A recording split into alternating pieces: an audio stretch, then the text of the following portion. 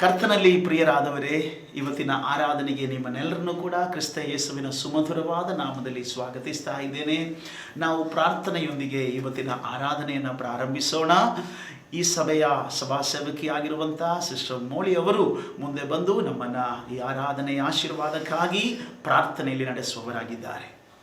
Price the lord. ಈ ಸಮಯದಲ್ಲಿ ನಾವೆಲ್ಲರೂ ಒಟ್ಟಾಗಿ ಸೇರಿ ಕರ್ತನಲ್ಲಿ ಪ್ರಾರ್ಥಿಸುವ ಈ ದಿನದ ಆರಾಧನೆಯಲ್ಲಿ ದೇವರ ಸಾನ್ನಿಧ್ಯ ನಾವು ಪ್ರತಿಯೊಬ್ಬರು ಕೂಡ ಅನುಭವಿಸುವುದಕ್ಕಾಗಿ ನಮ್ಮನ್ನೇ ಪೂರ್ಣವಾಗಿ ಕರ್ತನ ಕರಗಳಲ್ಲಿ ಒಪ್ಪಿಸಿಕೊಟ್ಟವರಾಗಿ ನಾವು ಈ ಸಮಯದಲ್ಲಿ ಪ್ರಾರ್ಥನೆ ಮಾಡುವ. ಪರಿಶುದ್ಧನೇ, ನಿನಗೆ ಸ್ತೋತ್ರವಾಗಲಿ ರಾಜನೇ. Hallelujah, hallelujah. ನಮ್ಮನ್ನು ಅತಿ ಹೇರಳವಾಗಿ ಪ್ರೀತಿಸುವ ಪರಲೋಕದಲ್ಲಿರುವ ನಮ್ಮ ತಂದೆಯೇ, ನಿನ್ನ ಪರಿಶುದ್ಧವಾದ ನಾಮಕ್ಕೆ ಸ್ತೋತ್ರವಾಗಲಿ. ಕರ್ತನೆ, ಸಮಯದಲ್ಲಿ ನಿನ್ನ ಸಾನ್ನಿಧ್ಯಕ್ಕೆ ನಾವು ಬರುವಂಥವರಾಗಿದ್ದೇವೆ. ಕರ್ತನೆ, ನಿನ್ನ ಪ್ರಸನ್ನತೆಯನ್ನು ಅನುಭವಿಸುವುದಕ್ಕಾಗಿಯೂ ನಿನ್ನ ಸಾನ್ನಿಧ್ಯವನ್ನು ಅನುಭವಿಸುವುದಕ್ಕಾಗಿಯೂ ಕರ್ತನೆ, ನಮ್ಮನ್ನೇ ಪೂರ್ಣವಾಗಿ ನಿನ್ನ ಕರಗಳನ್ನು ಒಪ್ಪಿಸಿಕೊಡುವರಾಗಿದ್ದೇವೆ. ಕಳೆದ ವಾರವಿಡೀ ನಿನ್ನ ವಿಶಾಲವಾದ ರೆಕ್ಕೆಗಳ ಮರೆಯಲ್ಲಿ ನಮ್ಮ ಪ್ರತಿಯೊಬ್ಬರನ್ನು ಕೂಡ ಹುದುಗಿಸಿ ಕರ್ತನೆ, ಈ ನೂತನ ದಿನವನ್ನು ಕರ್ತನೆ ನಿನ್ನನ್ನು ಆರಾಧಿಸುವುದಕ್ಕಾಗಿ ನೀನು ನಮಗೆ ಕೊಟ್ಟಿದ್ದೀಯ, ಅದಕ್ಕಾಗಿ ಸ್ತೋತ್ರ ಸಲ್ಲಿಸುವರಾಗಿದ್ದೇವೆ. ಈ ದಿನದಲ್ಲಿ ಕರ್ತನೆ ನಮ್ಮೊಂದಿಗೆ ಸೇರಿ ನಿನ್ನನ್ನು ಆರಾಧಿಸುವಂಥ ಪ್ರತಿಯೊಬ್ಬ ನಿನ್ನ ಮಕ್ಕಳನ್ನು ಕೂಡ ನಿನ್ನ ಕರಗಳಲ್ಲಿ ಒಪ್ಪಿಸಿಕೊಟ್ಟು ನಾವು ಪ್ರಾರ್ಥಿಸುವರಾಗಿದ್ದೇವೆ. ವಿಶೇಷವಾಗಿ ಲೈವ್ ಮೂಲಕವಾಗಿ ನಮ್ಮ ಜೊತೆ ಸೇರಿ ಕರ್ತನನ್ನು ಆರಾಧಿಸುವಂಥ ಮಕ್ಕಳನ್ನು ಕೂಡ ನಿನ್ನ ಕರಗಳಲ್ಲಿ ಒಪ್ಪಿಸ್ತೇವೆ. ನಮ್ಮ ಸಭೆಯೆಲ್ಲ ಮಕ್ಕಳನ್ನು ನಿನ್ನ ಕರಗಳಲ್ಲಿ ಒಪ್ಪಿಸಿಕೊಟ್ಟು ಪ್ರಾರ್ಥಿಸ್ತೇವೆ.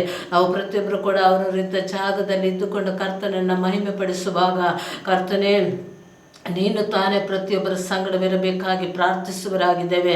ವಿಶೇಷವಾಗಿ ಈ ಸಮಯದಲ್ಲಿ ಪೂರ್ಣವಾಗಿ ನಿನ್ನ ಕರಗಳಲ್ಲಿ ಒಪ್ಪಿಸಿಕೊಡುವರಾಗಿದ್ದೇವೆ. ಆರಾಧನೆ ಆದಿಯಿಂದ ಅಂತ್ಯದವರೆಗೂ ಪರಿಶುದ್ಧಾತ್ಮನ ಸಾನ್ನಿಧ್ಯದಲ್ಲಿ ಪರಿಶುದ್ಧಾತ್ಮನೇ ನಡೆಸಿಕೊಡಬೇಕಾಗಿ ನಾವು ಪ್ರಾರ್ಥಿಸುವರಾಗಿದ್ದೇವೆ. ವಿಶೇಷವಾಗಿ ಈ ದಿನದಲ್ಲಿ ನಮಗೆ ಬೇಕಾದ ಆತ್ಮಿಕ ಆಲೋಚನೆಯನ್ನು ಕೊಡುವುದಕ್ಕಾಗಿ ನಿನ್ನ ದಾಸನನ್ನು ಕೂಡ ಬಲಪಡಿಸಬೇಕಾಗಿ ಪ್ರಾರ್ಥಿಸುವರಾಗಿದ್ದೇವೆ. ಕರ್ತನೆ, ನಿನ್ನ ವಾಕ್ಯವನ್ನು ಕೇಳಿ ನಾವು ನಮ್ಮನ್ನೇ ಮೋಸಗೊಳಿಸದ ಹಾಗೆ ನಮ್ಮ ಜೀವಿತದಲ್ಲಿ ಕರ್ತನೆ ವಾಕ್ಯವನ್ನು ತೆಗೆದುಕೊಂಡು ಕರ್ತನೆ ನಿನ್ನ ರಾಜ್ಯಕ್ಕಾಗಿ ನಿನ್ನ ನಾಮದ ಮಹಿಮೆಗಾಗಿ ಜೀವಿಸುವುದಕ್ಕಾಗಿ ನಮಗೆ ನೀನು ಸಹಾಯ ಮಾಡು. ಕರ್ತನೆ, ವಾಕ್ಯವನ್ನು ಅನುಸರಿಸುವುದಕ್ಕಾಗಿ ನಮಗೆ ನೀನು ಸಹಾಯಿಸಬೇಕಾಗಿ ಪ್ರಾರ್ಥಿಸುವರಾಗಿದ್ದೇವೆ.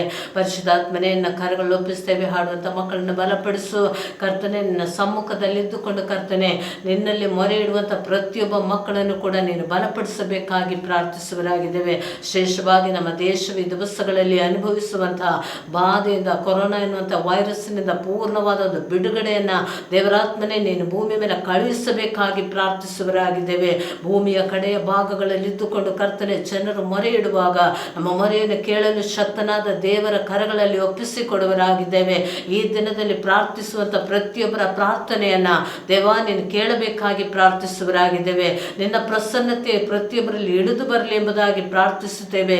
ನಿನ್ನ ಸಾನ್ನಿಧ್ಯವನ್ನು ಪ್ರತಿಯೊಬ್ಬರು ಅನುಭವಿಸುವುದಕ್ಕಾಗಿ ನೀನು ಸಹಾಯಿಸಬೇಕಾಗಿ ನಾವು ಪ್ರಾರ್ಥಿಸುವರಾಗಿದ್ದೇವೆ. ಕರ್ತನೆ, ವಿಶೇಷವಾದ ಕೃಪೆ, ವಿಶೇಷವಾದ ಸಾನ್ನಿಧ್ಯ ಪ್ರತಿಯೊಬ್ಬರ ಸಂಗಡವಿರಬೇಕಾಗಿ ಪ್ರಾರ್ಥಿಸುವರಾಗಿದ್ದೇವೆ. ಕರ್ತನೆ, ಈ ಸಮಯದಲ್ಲಿ ಕರ್ತನೆ ಪೂರ್ಣವಾಗಿ ಒಪ್ಪಿಸಿಕೊಡುವರಾಗಿದ್ದೇವೆ. ಕರ್ತನೆ, ಈ ಲೈವ್ ಮೂಲಕವಾಗಿ ಕರ್ತನೆ ವೀಕ್ಷಿಸುವಂಥ ಪ್ರತಿಯೊಬ್ಬ ಪ್ರೇಕ್ಷಕರನ್ನು ಕೂಡ ನಿನ್ನ ಕರಗಳಲ್ಲಿ ಒಪ್ಪಿಸುವರಾಗಿದ್ದೇವೆ.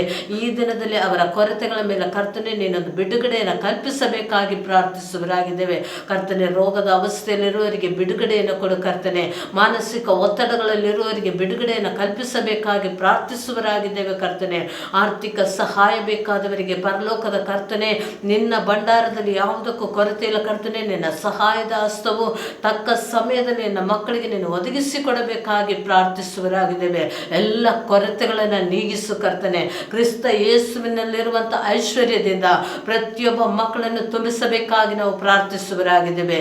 ಕರ್ತನೆ, ನಿನ್ನ ಕರಗಳಲ್ಲಿ ಒಪ್ಪಿಸಿಕೊಡುವರಾಗಿದ್ದೇವೆ. ನಮ್ಮ ಪ್ರತಿಯೊಬ್ಬರ ಮೂಲಕವಾಗಿ ನಿನ್ನ ಮಹಿಮೆ ಒಂದು ಕರ್ತನೆ ನಿನ್ನ ಕರಗಳಲ್ಲಿ ಬಿಟ್ಟು ಕೊಡುವರಾಗಿದ್ದೇವೆ. ಪ್ರಾರ್ಥನೆ ಕೇಳಿದಕ್ಕಾಗಿ ಸ್ತೋತ್ರ, ಯೇಸುವಿನ ನಾಮದಲ್ಲಿ ತಂದೆಯೇ, ಆಮೆನ್. ಪ್ರಿಯರೇ, ನಾವು ಕರ್ತನನ್ನು ಆರಾಧಿಸೋಣ. ಹಾಡುಗಳ ಮುಖಾಂತರವಾಗಿ ಜೀವಸ್ವರೂಪನಾದ ದೇವರನ್ನು ನಾವು ಮಹಿಮೆ ಪಡಿಸೋಣ. ಇವತ್ತು ಈ ಆರಾಧನೆಯಲ್ಲಿ ಹಾಡುಗಳ ಮುಖಾಂತರವಾಗಿ ನಮ್ಮನ್ನು ನಡೆಸುವುದಕ್ಕೋಸ್ಕರವಾಗಿ ಆರಾಧನಾ ತಂಡವು ನಮ್ಮ ಜೊತೆಗಿದೆ. ಜೋಶುವ ಮತ್ತು ಮೋಸೆಸ್ ಅವರು ಈ ಸಂದರ್ಭದಲ್ಲಿ ನಮ್ಮನ್ನು ಆರಾಧನೆಯಲ್ಲಿ ಹಾಡುಗಳ ಮುಖಾಂತರವಾಗಿ ಮುನ್ನಡೆಸುವವರಾಗಿದ್ದಾರೆ. ಕರ್ತನನ್ನು ಆರಾಧನೆ ಮಾಡೋದಕ್ಕಾಗಿ ಸೇರಿ ಬಂದಿರುವಂಥ ನಾವು ಪ್ರತಿಯೊಬ್ಬರು ಕೂಡ ನಮ್ಮ ಕರ್ತನನ್ನ ಹಾಡುಗಳ ಮುಖಾಂತರವಾಗಿ ನಮ್ಮ ದೇವರನ್ನ ಮಹಿಮೆ ಪಡಿಸೋರಾಗೋಣ. ಪ್ರಿಯರೇ, ದೇವಾದಿ ದೇವನು ರಾಜ್ಯಾದಿ ರಾಜನು ಆಗಿರುವಂಥ ನಮ್ಮ ದೇವರನ್ನ ಆರಾಧನೆ ಮಾಡೋಣ. ಜೀವನ ಗೀತೆಯಲ್ಲಿ 5ನೇ ಹಾಡು ದೇವಾದಿ ದೇವನು ರಾಜಾದಿ ರಾಜನು ಯೇಸು ನನ್ನ ರಕ್ಷಕ ಎಂಬಂತ ಒಂದು ಸುಂದರವಾದಂತ ಕನ್ನಡ ಹಾಡನ್ನು ಹಾಡಿ ನಮ್ಮ ಕರ್ತನನ್ನ ಮಹಿಮೆ ಪಡಿಸೋಣ ಪ್ರಿಯರೇ. ದೇವಾದಿ ದೇವನು ರಾಜಾದಿ ರಾಜನು ಯೇಸು ನನ್ನ ರಕ್ಷಕ, ದೇವಾದಿ ದೇವನು ರಾಜಾದಿ ರಾಜನು ಯೇಸು ನನ್ನ ರಕ್ಷಕ, ಯೇಸು ಯೇಸು ಯೇಸು ಯೇಸು ನನ್ನ ರಕ್ಷಕ, ಹಾಲೆಲೂಯಾ, ಯೇಸು ಯೇಸು ಯೇಸು ಯೇಸು ನನ್ನ ರಕ್ಷಕ.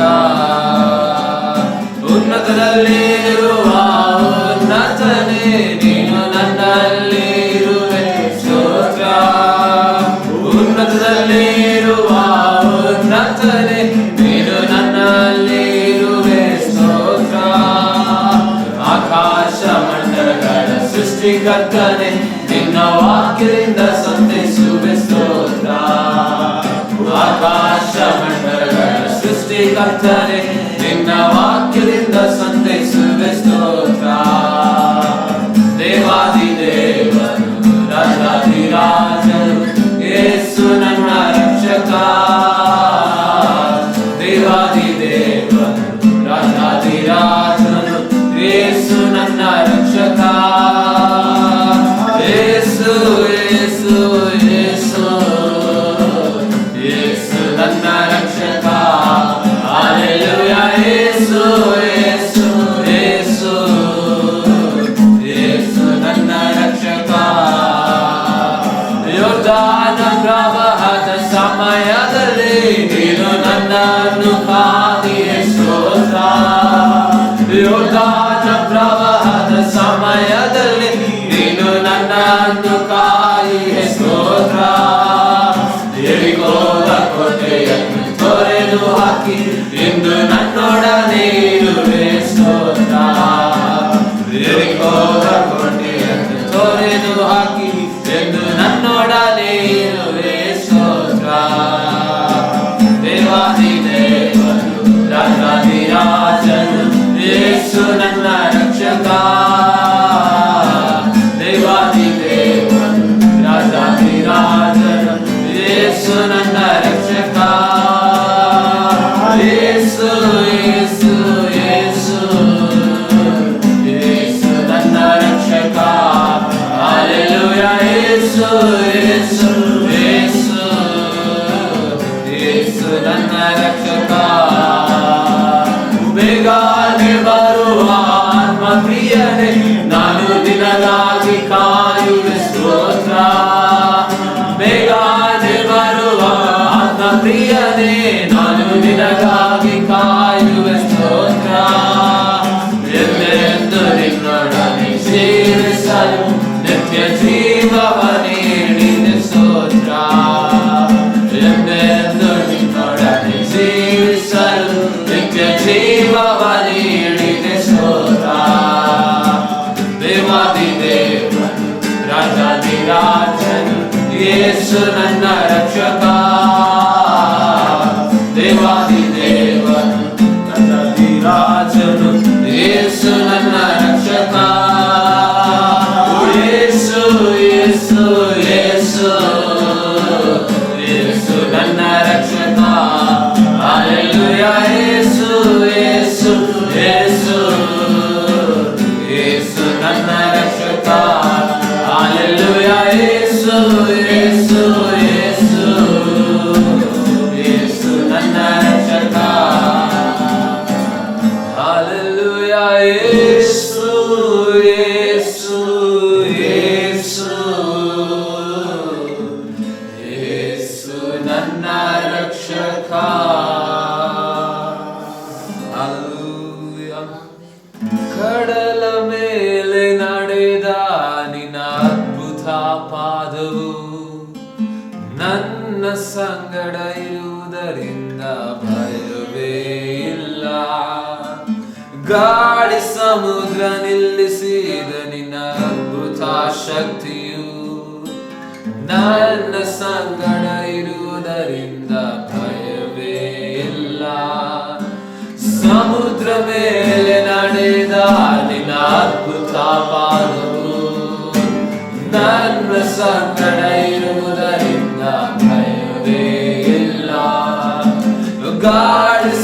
ಸಮುದ್ರ ನಿಲ್ಲಿಸಿದ ನಿನ್ನ ಅದ್ಭುತ ಶಕ್ತಿಯು ನನ್ನ ಸಂಗಡ ಇರುವುದರಿಂದ ಭಯವೇ ಇಲ್ಲ. ಆರಾಧನೆ ಯೇಸುವಿಗೆ, ಆರಾಧನೆ ಯೇಸುವಿಗೆ, ಆರಾಧನೆ ಯೇಸುವಿಗೆ,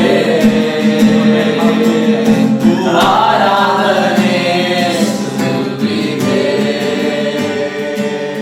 ನೀ ಹೇಳುವುದನ್ನೇ ಮಾಡುವೆ, ನಿನ್ನ ಮಾರ್ಗದಿ ಮಾತ್ರ ನಡೆಯುವೆ, ನಿನ್ನ ಪಾದವನ್ನೇ ಹಿಡಿಯುವೆ ನನ್ನ ಪ್ರಿಯ ಯೇಸುವೇ.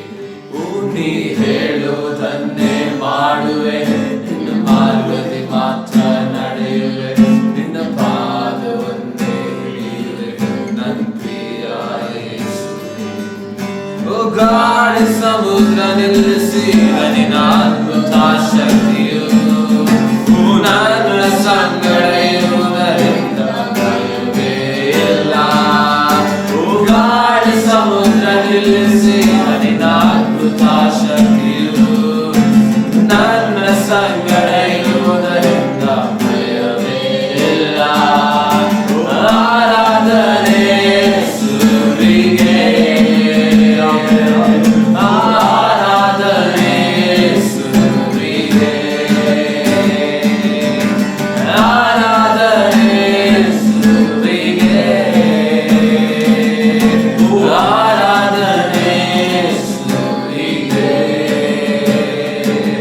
ನೀ ಹೇಳುವುದನ್ನೇ ಮಾಡುವೆ, ನಿನ್ನ ಮಾರ್ಗದಿ ಮಾತ್ರ ನಡೆಯುವೆ, ನಿನ್ನ ಪಾದವನ್ನೇ ಹಿಡಿಯುವೆ ನನ್ನ ಪ್ರಿಯ ಯೇಸುವೇ.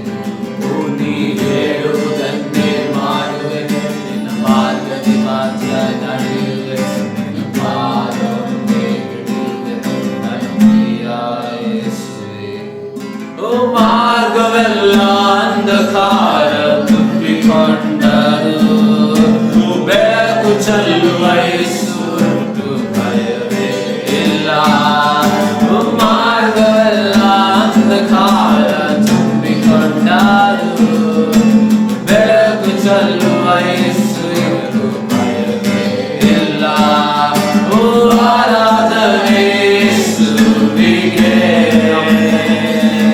ಓ ಆರಾಧನೆ ಯೇಸುವಿಗೆ, ಆರಾಧನೆ ಯೇಸುವಿಗೆ, ಆರಾಧನೆ ಯೇಸುವಿಗೆ.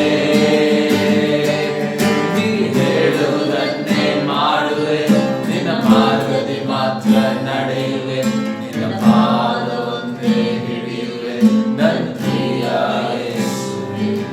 ನೀ ಹೇಳುವುದನ್ನೇ ಮಾಡುವೆ, ನಿನ್ನ ಮಾರ್ಗದಿ ಮಾತ್ರ ನಡೆಯುವೆ, ನಿನ್ನ ಪಾದವನ್ನೇ ಹಿಡಿಯುವೆ ನನ್ನ ಪ್ರಿಯ ಯೇಸುವೇ. ಓ ಫರೋನ ಸೈನ್ಯ ಓಡಿ ಬಂದು ಮುತ್ತಿಕೊಂಡರು, ದಾರಿ ತೋರುವ ಯೇಸು ಉಂಟು ಭಯವೇ ಇಲ್ಲ. ಓ ಫರೋನ ಸೈನ್ಯ ಓಡಿ ಬಂದು ಮುತ್ತಿಕೊಂಡರು, ದಾರಿ ತೋರುವ ಯೇಸು ಉಂಟು ಭಯವೇ ಇಲ್ಲ.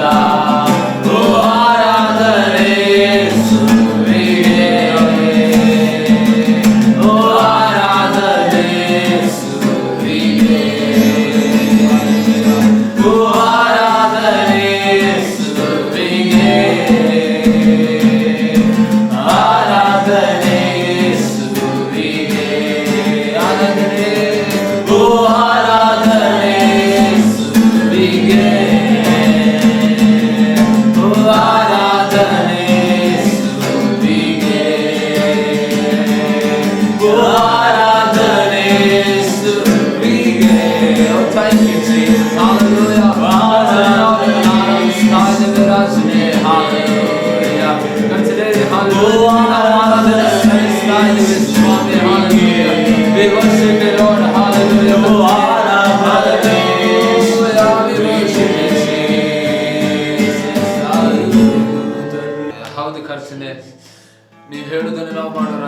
ಸ್ವಾಮಿ ಕರ್ತನೆ. ಹಾಲೆಲೂಯ. ನಿನ್ನ ಮಾರ್ಗದಲ್ಲಿ ನಾವು ನಡೆಯುವವರಾಗಿದ್ದೇವೆ ಸ್ವಾಮಿ ಕರ್ತನೆ.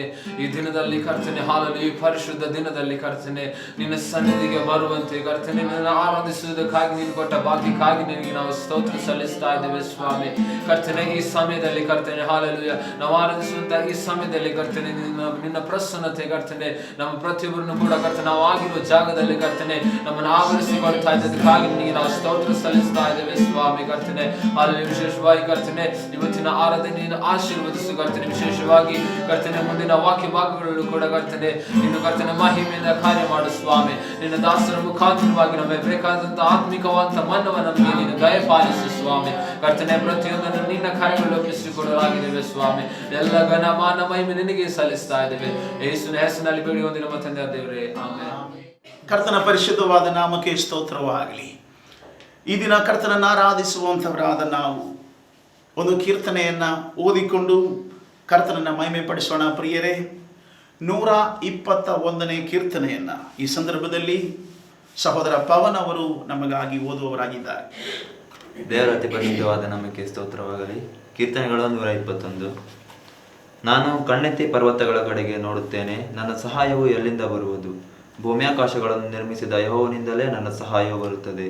ಆತನು ನಿನ್ನ ಪಾದಗಳನ್ನು ಕದಲಗೊಳಿಸದಿರಲಿ, ನಿನ್ನನ್ನು ಕಾಯುವವನು ತೂಕಡಿಸದಿರಲಿ. ಇಗೋ, ಇಸ್ರಾಯೇಲ್ಯರನ್ನು ಕಾಯುವ ಆತನು ತೂಕಡಿಸುವುದಿಲ್ಲ, ನಿದ್ರಿಸುವುದಿಲ್ಲ. ನಿನ್ನನ್ನು ಕಾಯುವವನು ಯೆಹೋವನೇ, ನಿನ್ನ ಬಲಗಡೆಯಲ್ಲಿ ನೆರಳಿನಂತೆ ನಿಂತಿರುವ ಆತನು ಯೆಹೋವನೇ. ಹಗಲಲ್ಲಿ ಸೂರ್ಯನು, ಇರುಳಲ್ಲಿ ಚಂದ್ರನು ನಿನ್ನನ್ನು ಬಾಧಿಸುವುದಿಲ್ಲ. ಯೆಹೋವನು ನಿನ್ನನ್ನು ಎಲ್ಲ ಕೇಡಿನಿಂದ ತಪ್ಪಿಸುವನು, ನಿನ್ನ ಪ್ರಾಣವನ್ನು ಕಾಯುವನು. ನೀನು ಹೋಗುವಾಗಲೂ ಬರುವಾಗಲೂ ಇಂದಿನಿಂದ ಸದಾಕಾಲವೂ ಯೆಹೋವನು ನಿನ್ನನ್ನು ಕಾಪಾಡುವನು. ಆಮೆನ್. ಪರಿಶುದ್ಧವಾದ ನಾಮಕ್ಕೆ ಸ್ತೋತ್ರವಾಗಲಿ. ಇವತ್ತು ಜೀವಸ್ವರೂಪನಾಗಿರುವ ದೇವರನ್ನ ಆರಾಧಿಸುವಂಥ ಭಾಗ್ಯ ಪದವಿಯನ್ನು ಆತ ನಮಗೆ ಕೊಟ್ಟಿದ್ದಾನೆ. ನಾವು ಓದಿದಂಥ 121ನೇ ಕೀರ್ತನೆಗಳಿಗಾಗಿ ನಾವು ಕರ್ತನಿಗೆ ಸ್ತೋತ್ರ ಮಾಡೋಣ. Hallelujah, praise the lord. ಪ್ರಿಯರೇ, 121ನೇ ಕೀರ್ತನೆಯಲ್ಲಿ ಒಬ್ಬ ಭಕ್ತನಿಗೆ ಸಹಾಯವು ಒದಗಿ ಬರುವಂಥ ವಿಚಾರವನ್ನು ತಿಳಿಸಲಾಗಿದೆ. ಪ್ರತ್ಯೇಕವಾಗಿ ನಾವು ಹಾದು ಹೋಗುತ್ತಾ ಇರುವಂಥ ಈ ಒಂದು ಸನ್ನಿವೇಶ ಸಂದಿಗ್ಧವಾದಂಥ ಸವಾಲುಗಳಿಂದ ಕೂಡಿದಂಥ ಅನೇಕ ಸಂದರ್ಭಗಳಲ್ಲಿ ಭಯಕ್ಕೂ ಭ್ರಾಂತಿಗೂ ಈಡಾಗತಕ್ಕಂಥ ಒಂದು ಸನ್ನಿವೇಶಗಳ ಮೂಲಕ ನಾವು ಹಾದು ಹೋಗುತ್ತಾ ಇದ್ದೇವೆ. ಆದಾಗ್ಯೂ ಭಕ್ತನಾಗಿರುವ ಒಬ್ಬ ವ್ಯಕ್ತಿ ಆತನಿಗೆ ಎಲ್ಲ ಸಂದರ್ಭಗಳಲ್ಲಿಯೂ ಎಲ್ಲ ವಿಚಾರಗಳಲ್ಲಿಯೂ ಸರ್ವ ವಿಧವಾದ ಸಹಾಯವನ್ನು ಒದಗಿಸುವುದಕ್ಕೆ ದೇವರು ಶಕ್ತನಾಗಿದ್ದಾನೆ. ನಾವು ಹಾದು ಹೋಗುವಂಥ ಈ ಪರಿಸ್ಥಿತಿಯಲ್ಲಿ ನಮ್ಮಲ್ಲಿ ಅನೇಕರು ನಾನಾ ವಿಧವಾದ ಕೊರತೆಗಳನ್ನು ಎದುರಿಸ್ತಾ ಇರಬಹುದು. ನನಗೆ ಸಹಾಯ ಮಾಡೋದಕ್ಕೆ ಯಾರಾದರೂ ಇದ್ದಾರಾ ಎಂಬುದಾಗಿ ಸುತ್ತಮುತ್ತಲೂ ನೋಡುತ್ತಾ ಇರಬಹುದು. ಅತ್ಯವಶ್ಯವಾದಂಥ ಅನೇಕ ಸಹಾಯಗಳು ಈಗ ನಿಮಗೆ ಅಗತ್ಯವಾಗಿರಬಹುದು. ಸರ್ಕಾರದಿಂದ ಸಹಾಯ ಬರ್ತದ, ಸಂಘ ಸಂಸ್ಥೆಗಳಿಂದ ಸಹಾಯ ಬರ್ತದ, ಅಥವಾ ಯಾವುದಾದ್ರೂ ವ್ಯಕ್ತಿಗಳಿಂದ ಸಹಾಯ ಬರ್ತದ ಎಂಬುದಾಗಿ ಅನೇಕರು ಎದುರು ನೋಡುತ್ತಿರುವಾಗ ಭಕ್ತನಾಗಿರುವ ಒಬ್ಬ ವಿಶ್ವಾಸಿ ಹೇಳ್ತಾ ಇದ್ದಾನೆ, ನನ್ನ ಸಹಾಯ ಎಲ್ಲಿಂದ ಬರುತ್ತದೆ ಎಂಬುದಾಗಿ ಪರ್ವತಗಳ ಕಡೆಗೆ ನಾನು ಕಣ್ಣೆತ್ತಿ ನೋಡ್ತೇನೆ. ನನ್ನ ಸಹಾಯ ಎಲ್ಲಿಂದ ಬರುವುದು? ಭೂಮಿ ಆಕಾಶಗಳನ್ನು ನಿರ್ಮಿಸಿದ ಯೆಹೋವನಿಂದಲೇ ನನ್ನ ಸಹಾಯವು ಬರುವುದು. ನೀವು ಗಮನ ಇಟ್ಟು ಈ 121ನೇ ಕೀರ್ತನೆಯನ್ನು ಓದಿ ನೋಡಿ. ಯಾವ ಯಾವ ರೀತಿಯಲ್ಲಿ ಎಂತೆಂಥ ಸಹಾಯವು ಆತನು ನಿಮಗೆ ಒದಗಿಸಿಕೊಡ್ತಾ ಇರ್ತಾನೆ ಎಂಬುದನ್ನು 3ನೇ ವಾಕ್ಯದಿಂದ 8ನೇ ವಾಕ್ಯದವರೆಗೂ, ಕಡೆಯ ವಾಕ್ಯದವರೆಗೂ ಸ್ಪಷ್ಟವಾಗಿ ವಿವರಿಸಲ್ಪಟ್ಟಿದೆ. ಪ್ರಿಯರೇ, ಈ ದಿನಗಳಲ್ಲಿ ನಮ್ಮೆಲ್ಲರ ಅಗತ್ಯತೆಗಳು ಬಹಳವಾಗಿವೆ. ನಮಗೆ ದುಡಿಯೋದಕ್ಕೆ ಹೋಗ್ಲಿಕ್ಕೆ ಆಗ್ತಾ ಇಲ್ಲ. ನಮಗೆ ಬೇರೆ ಯಾರ ಸಹಾಯ ಕೇಳೋದಕ್ಕೆ ಹೋಗ್ಲಿಕ್ಕೆ ಆಗ್ತಾ ಇಲ್ಲ. ಎಲ್ಲ ವಿಧವಾದ ರೀತಿಯಲ್ಲಿಯೂ ನಾವು ಇಕ್ಕಟ್ಟಿಗೆ ಅಥವಾ ಇತಿಮಿತಿಗಳ ಒಳಗೆ ಸಿಕ್ಕಿ ಹಾಕಿಕೊಂಡಿದ್ದೇವೆ. ಎಂಥ ಇತಿಮಿತಿಗಳ ಮಧ್ಯದಲ್ಲಿಯೂ ಕೂಡ ದೇವರು ನಮಗೆ ಸಹಾಯವನ್ನು ಒದಗಿಸುವುದಕ್ಕೆ ಶಕ್ತನಾಗಿದ್ದಾನೆ. ಇವತ್ತು ನಾವು ದೇವರನ್ನ ಆರಾಧಿಸ್ತಾ ಇರುವಾಗ ಅದಕ್ಕೆ ಸೂಕ್ತವಾದಂಥ ದೈವಿಕವಾದಂಥ ಆಲೋಚನೆಗಳನ್ನು ಆತನು ಕೊಡುವುದಕ್ಕೆ ಬಯಸುವವನಾಗಿದ್ದಾನೆ. ಆದಿಕಾಂಡ ಪುಸ್ತಕದಲ್ಲಿ ನಾವು ಒಂದು ವಾಕ್ಯ ಭಾಗವನ್ನು ನೋಡ್ತೀವಿ. ಆದಿಕಾಂಡ 22ನೇ ಅಧ್ಯಾಯ 13 ಮತ್ತು 14ನೇ ವಾಕ್ಯ. ಈ ವಾಕ್ಯವನ್ನು ಓದಿಕೊಂಡು ನಾವು ನಮ್ಮ ಸಂದೇಶಕ್ಕೆ ಹೋಗೋಣ. ಅಬ್ರಹಾಮನು ಕಣ್ಣೆತ್ತಿ ನೋಡುವಾಗ ತನ್ನ ಹಿಂದುಗಡೆ ಒಂದು ಟಗರು ಪೊದೆಯಲ್ಲಿ ಕೊಂಬುಗಳಿಂದ ಸಿಕ್ಕಿಕೊಂಡಿತು. ಅವನು ಹೋಗಿ ಅದನ್ನು ಹಿಡಿದು ತಂದು ತನ್ನ ಮಗನಿಗೆ ಬದಲಾಗಿ ಹೋಮ ಮಾಡಿದನು. ಆ ಸ್ಥಳಕ್ಕೆ ಯೆಹೋವಾ ಈರೇ ಎಂದು ಹೆಸರಿಟ್ಟನು. ಯೆಹೋವನ ಬೆಟ್ಟದಲ್ಲಿ ಒದಗುವುದು ಎಂಬುದಾಗಿ ಇಂದಿನವರೆಗೂ ಹೇಳುವುದುಂಟಲ್ಲ. ನಾವು ಪ್ರಾರ್ಥನೆ ಮಾಡಿಕೊಳ್ಳೋಣ. ಪ್ರೀತಿ ಸ್ವರೂಪನಾಗಿರುವ ತಂದೆಯಾದ ದೇವರೇ, ಒಳ್ಳೆಯ ಸಮಯಕ್ಕಾಗಿ ನಿನಗೆ ಕೋಟಿ ಕೋಟಿ ಸ್ತೋತ್ರ ಸಲ್ಲಿಸುತ್ತೇವೆ. ಅನೇಕ ಅವಶ್ಯಕತೆಗಳನ್ನು ಎದುರಿಸ್ತಿರುವಂತಹ ನಿನ್ನ ಮಕ್ಕಳಿಗೆ ಈ ಸಂದರ್ಭದಲ್ಲಿ ಕರ್ತನೆ, ಈ ಆರಾಧನೆಯ ಸಮಯದಲ್ಲಿ ಅವರಿಗೆ ತಕ್ಕದಾದಂಥ ವಾಕ್ಯವನ್ನು, ದೈವೋಕ್ತಿಗಳನ್ನು ಕೊಟ್ಟು ನೀನು ಪೋಷಿಸಬೇಕೆಂದು ಪ್ರಾರ್ಥಿಸುತ್ತೇವೆ. ನಿನ್ನ ಮಕ್ಕಳಿಗೆ ಅಗತ್ಯವಾದದ್ದು ಏನು? ನಿನ್ನ ಮಕ್ಕಳಿಗೆ ಅಗತ್ಯವಾದ ವಾಕ್ಯವು, ಅಗತ್ಯವಾದ ಸಹಾಯವು, ಒದಗಿಸುವಿಕೆಯು ನಿನ್ನಿಂದಲೇ ಉಂಟಾಗುತ್ತದೆ ಎಂದು ನಾವು ಬಲ್ಲವರಾಗಿದ್ದೇವೆ. ತಂದೆಯೇ, ನಿಮ್ಮ ಕರಗಳಿಗೆ ಒಪ್ಪಿಸಿಕೊಡುತ್ತಾ ಇದ್ದೇವೆ ಯೇಸುವಿನ ಹೆಸರಿನಲ್ಲಿ ತಂದೆ, ಆಮೆನ್. ಕರ್ತನ ಪರಿಶುದ್ಧವಾದ ನಾಮಕ್ಕೆ ಸ್ತೋತ್ರವಾಗಲಿ. ಪ್ರಿಯರೇ, 121ನೇ ಕೀರ್ತನೆಯಲ್ಲಿ ನಾವು ಓದಿದೆವು, ನಮ್ಮ ಸಹಾಯ ಎಲ್ಲಿಂದ ಬರುವುದು? ಭೂಮಿ ಆಕಾಶಗಳ ಒಡೆಯನಾಗಿರುವ ಯೆಹೋವನಿಂದಲೇ, ಭೂಮಿ ಆಕಾಶಗಳನ್ನು ಉಂಟು ಮಾಡಿದ ಯೆಹೋವನಿಂದಲೇ ನಮ್ಮ ಸಹಾಯವು ಬರುವುದು ಎಂಬುದಾಗಿ. ಇವತ್ತು ದೇವರು ನಮಗೆ ಕೊಡುವಂಥ ಸಂದೇಶ ಒದಗಿಸುವಿಕೆ, ದೇವರ ಒದಗಿಸುವಿಕೆ. ಅದು ಆರೋಗ್ಯವಾಗಿರಬಹುದು, ಅದು ಆಹಾರವಾಗಿರಬಹುದು, ಅದು ಹಣವಾಗಿರಬಹುದು, ಔಷಧವಾಗಿರಬಹುದು. ಯಾವುದೋ ವಿಧವಾದ ರೀತಿಯಲ್ಲಿ ಯಾವುದ್ಯಾವುದೋ ಮೂಲಗಳಿಂದ ಬರಬೇಕೆಂಬುದಾಗಿ ನಾವು ಅಪೇಕ್ಷೆ ಪಡುತ್ತಿರುವಂಥ ಯಾವುದೇ ಸಹಾಯವಾಗಬಹುದು. ಆ ಎಲ್ಲ ಸಹಾಯವನ್ನು ದೇವರು ಹೇಗೆ ನಮಗೆ ಒದಗಿಸಿ ಕೊಡುತ್ತಾನೆ ಎಂಬುದನ್ನು ಇವತ್ತು ದೇವರು ನಮಗೆ ಮನದಟ್ಟು ಮಾಡಿ ಕೊಡುವುದಕ್ಕೆ ಬಯಸುವವನಾಗಿದ್ದಾನೆ. ನಾವು ಓದಿದ ವಾಕ್ಯದಲ್ಲಿ ಅತಿ ಸುಂದರವಾದಂಥ ಒಂದು ದೈವಿಕವಾದಂಥ ಆಲೋಚನೆಯನ್ನು ಆತನು ಕೊಡುವವನಾಗಿದ್ದಾನೆ. ನಾವು 22ನೇ ಅಧ್ಯಾಯದಲ್ಲಿ ಓದುವಾಗ ನಮಗೆಲ್ಲರಿಗೂ ಗೊತ್ತು, ಆದಿಕಾಂಡ 22ನೇ ಅಧ್ಯಾಯದಲ್ಲಿ ಪ್ರತಿಪಾದಿತವಾಗಿರುವ ವಿಷಯ ಎನ್ನುವುದಾಗಿ. 22ನೇ ಅಧ್ಯಾಯದ 1ನೇ ವಾಕ್ಯದಿಂದ ನಾವು ಓದೋಣ. ಈ ಸಂಗತಿಗಳು ಆದ ಮೇಲೆ ದೇವರು ಅಬ್ರಹಾಮನನ್ನು ಪರಿಶೋಧಿಸಿದನು. ಹೇಗೆಂದರೆ, ಆತನು ಅವನನ್ನು ಅಬ್ರಹಾಮನೇ ಎಂದು ಕರೆಯಲು ಅವನು ಇಗೋ ಇದ್ದೇನೆ ಅಂದನು. ಆಗಲಾತನು, ನಿನಗೆ ಪ್ರಿಯನಾಗಿರುವ ಒಬ್ಬನೇ ಮಗನಾದ ಇಸಹಾಕನನ್ನು ತೆಗೆದುಕೊಂಡು ಮೋರಿಯಾ ದೇಶಕ್ಕೆ ಹೋಗಿ ಅಲ್ಲಿ ಅವನನ್ನು ನಾನು ಹೇಳುವ ಒಂದು ಬೆಟ್ಟದ ಮೇಲೆ ಸರ್ವಾಂಗ ಹೋಮವಾಗಿ ಅರ್ಪಿಸಬೇಕು ಅಂದನು. ಕರ್ತನ ಪರಿಶುದ್ಧವಾದ ನಾಮಕ್ಕೆ ಸ್ತೋತ್ರವಾಗಲಿ. ಇಲ್ಲಿ ದೇವರು ಅಬ್ರಹಾಮನನ್ನು ಪರಿಶೋಧಿಸಿದನು ಎಂಬುದಾಗಿ ನಾವು ಓದುತ್ತೇವೆ. ದೇವರು ಅಬ್ರಹಾಮನಿಗೆ ಹೇಳುತ್ತಾ ಇದ್ದಾನೆ, ನೀನು ಪ್ರೀತಿಸುವ ನಿನ್ನ ಒಬ್ಬನೇ ಮಗನಾಗಿರುವಂಥ ಇಸಾಕನನ್ನು ನನಗೆ ಸರ್ವಾಂಗ ಹೋಮವಾಗಿ ಅರ್ಪಿಸಬೇಕು ಎಂಬುದಾಗಿ. ನೋಡಿ, ಸರ್ವಾಂಗ ಹೋಮ ಅಂತ ಹೇಳಿದರೆ ಅದೊಂದು ಆರಾಧನೆ, ಜೀವಸ್ವರೂಪನಾಗಿರುವ ದೇವರಿಗೆ ಅರ್ಪಿಸುವ ಯಜ್ಞ ಅಥವಾ ಆರಾಧನೆಯಾಗಿದೆ. ದೇವರು ಅಬ್ರಹಾಮನನ್ನು ಪರೀಕ್ಷಿಸ್ತಾ ಇದ್ದಾನೆ ಅಥವಾ ಪರಿಶೋಧಿಸ್ತಾ ಇದ್ದಾನೆ. ಹೇಗೆ ಪರಿಶೋಧಿಸ್ತಾ ಇದ್ದಾನೆ? ಒಂದು ಆರಾಧನೆಯ ಮೂಲಕ. ಈ ಸಂದರ್ಭದಲ್ಲಿ ನಾನು ವಿಶೇಷವಾಗಿ ಆರಾಧನೆಯ ಈ ದಿನದಲ್ಲಿ ನಾನು ನಿಮಗೆ ಹೇಳುವುದಕ್ಕೆ ಬಯಸುವಂತಹ ಮೊದಲನೆಯ ದೈವೋಕ್ತಿ, ದೇವರು ನಿಮಗೆ ನೇಮಿಸಿರುವಂಥ ಆರಾಧನೆ ಒಂದು ವಿಧದಲ್ಲಿ ನಿಮಗೆ ಒದಗುವಂಥ ಒಂದು ಪರಿಶೋಧನೆಯಾಗಿದೆ. ದೇವರು ನಿಮ್ಮನ್ನು ಪರೀಕ್ಷಿಸುವ ವಿಧಾನಗಳಲ್ಲಿ ಒಂದಾಗಿದೆ ಆರಾಧನೆ ಎನ್ನುವಂಥದ್ದು.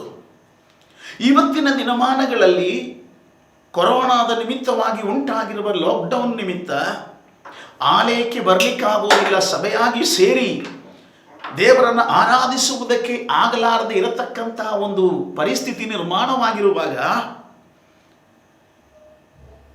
ವಿಶ್ವಾಸಿಗಳಾಗಿರುವ ಎಲ್ಲರಿಗೂ ಗೊತ್ತು, ಕರ್ತನ ದಿನ ಪರಿಶುದ್ಧವೆಂದು, ಆತನನ್ನು ಆರಾಧಿಸತಕ್ಕ ದಿನ ಪರಿಶುದ್ಧವೆಂದೆಣಿಸಿ ಈ ದಿನವನ್ನು ಆರಾಧನೆಗೋಸ್ಕರ ಪ್ರತ್ಯೇಕಿಸುವ ಬೇಕಾದಂಥ ದಿನ ಇವತ್ತು. ದೇವರನ್ನು ಆರಾಧಿಸಬೇಕೆಂಬುದು ಬಹುತೇಕ ಎಲ್ಲ ವಿಶ್ವಾಸಿಗಳಿಗೂ ಗೊತ್ತು.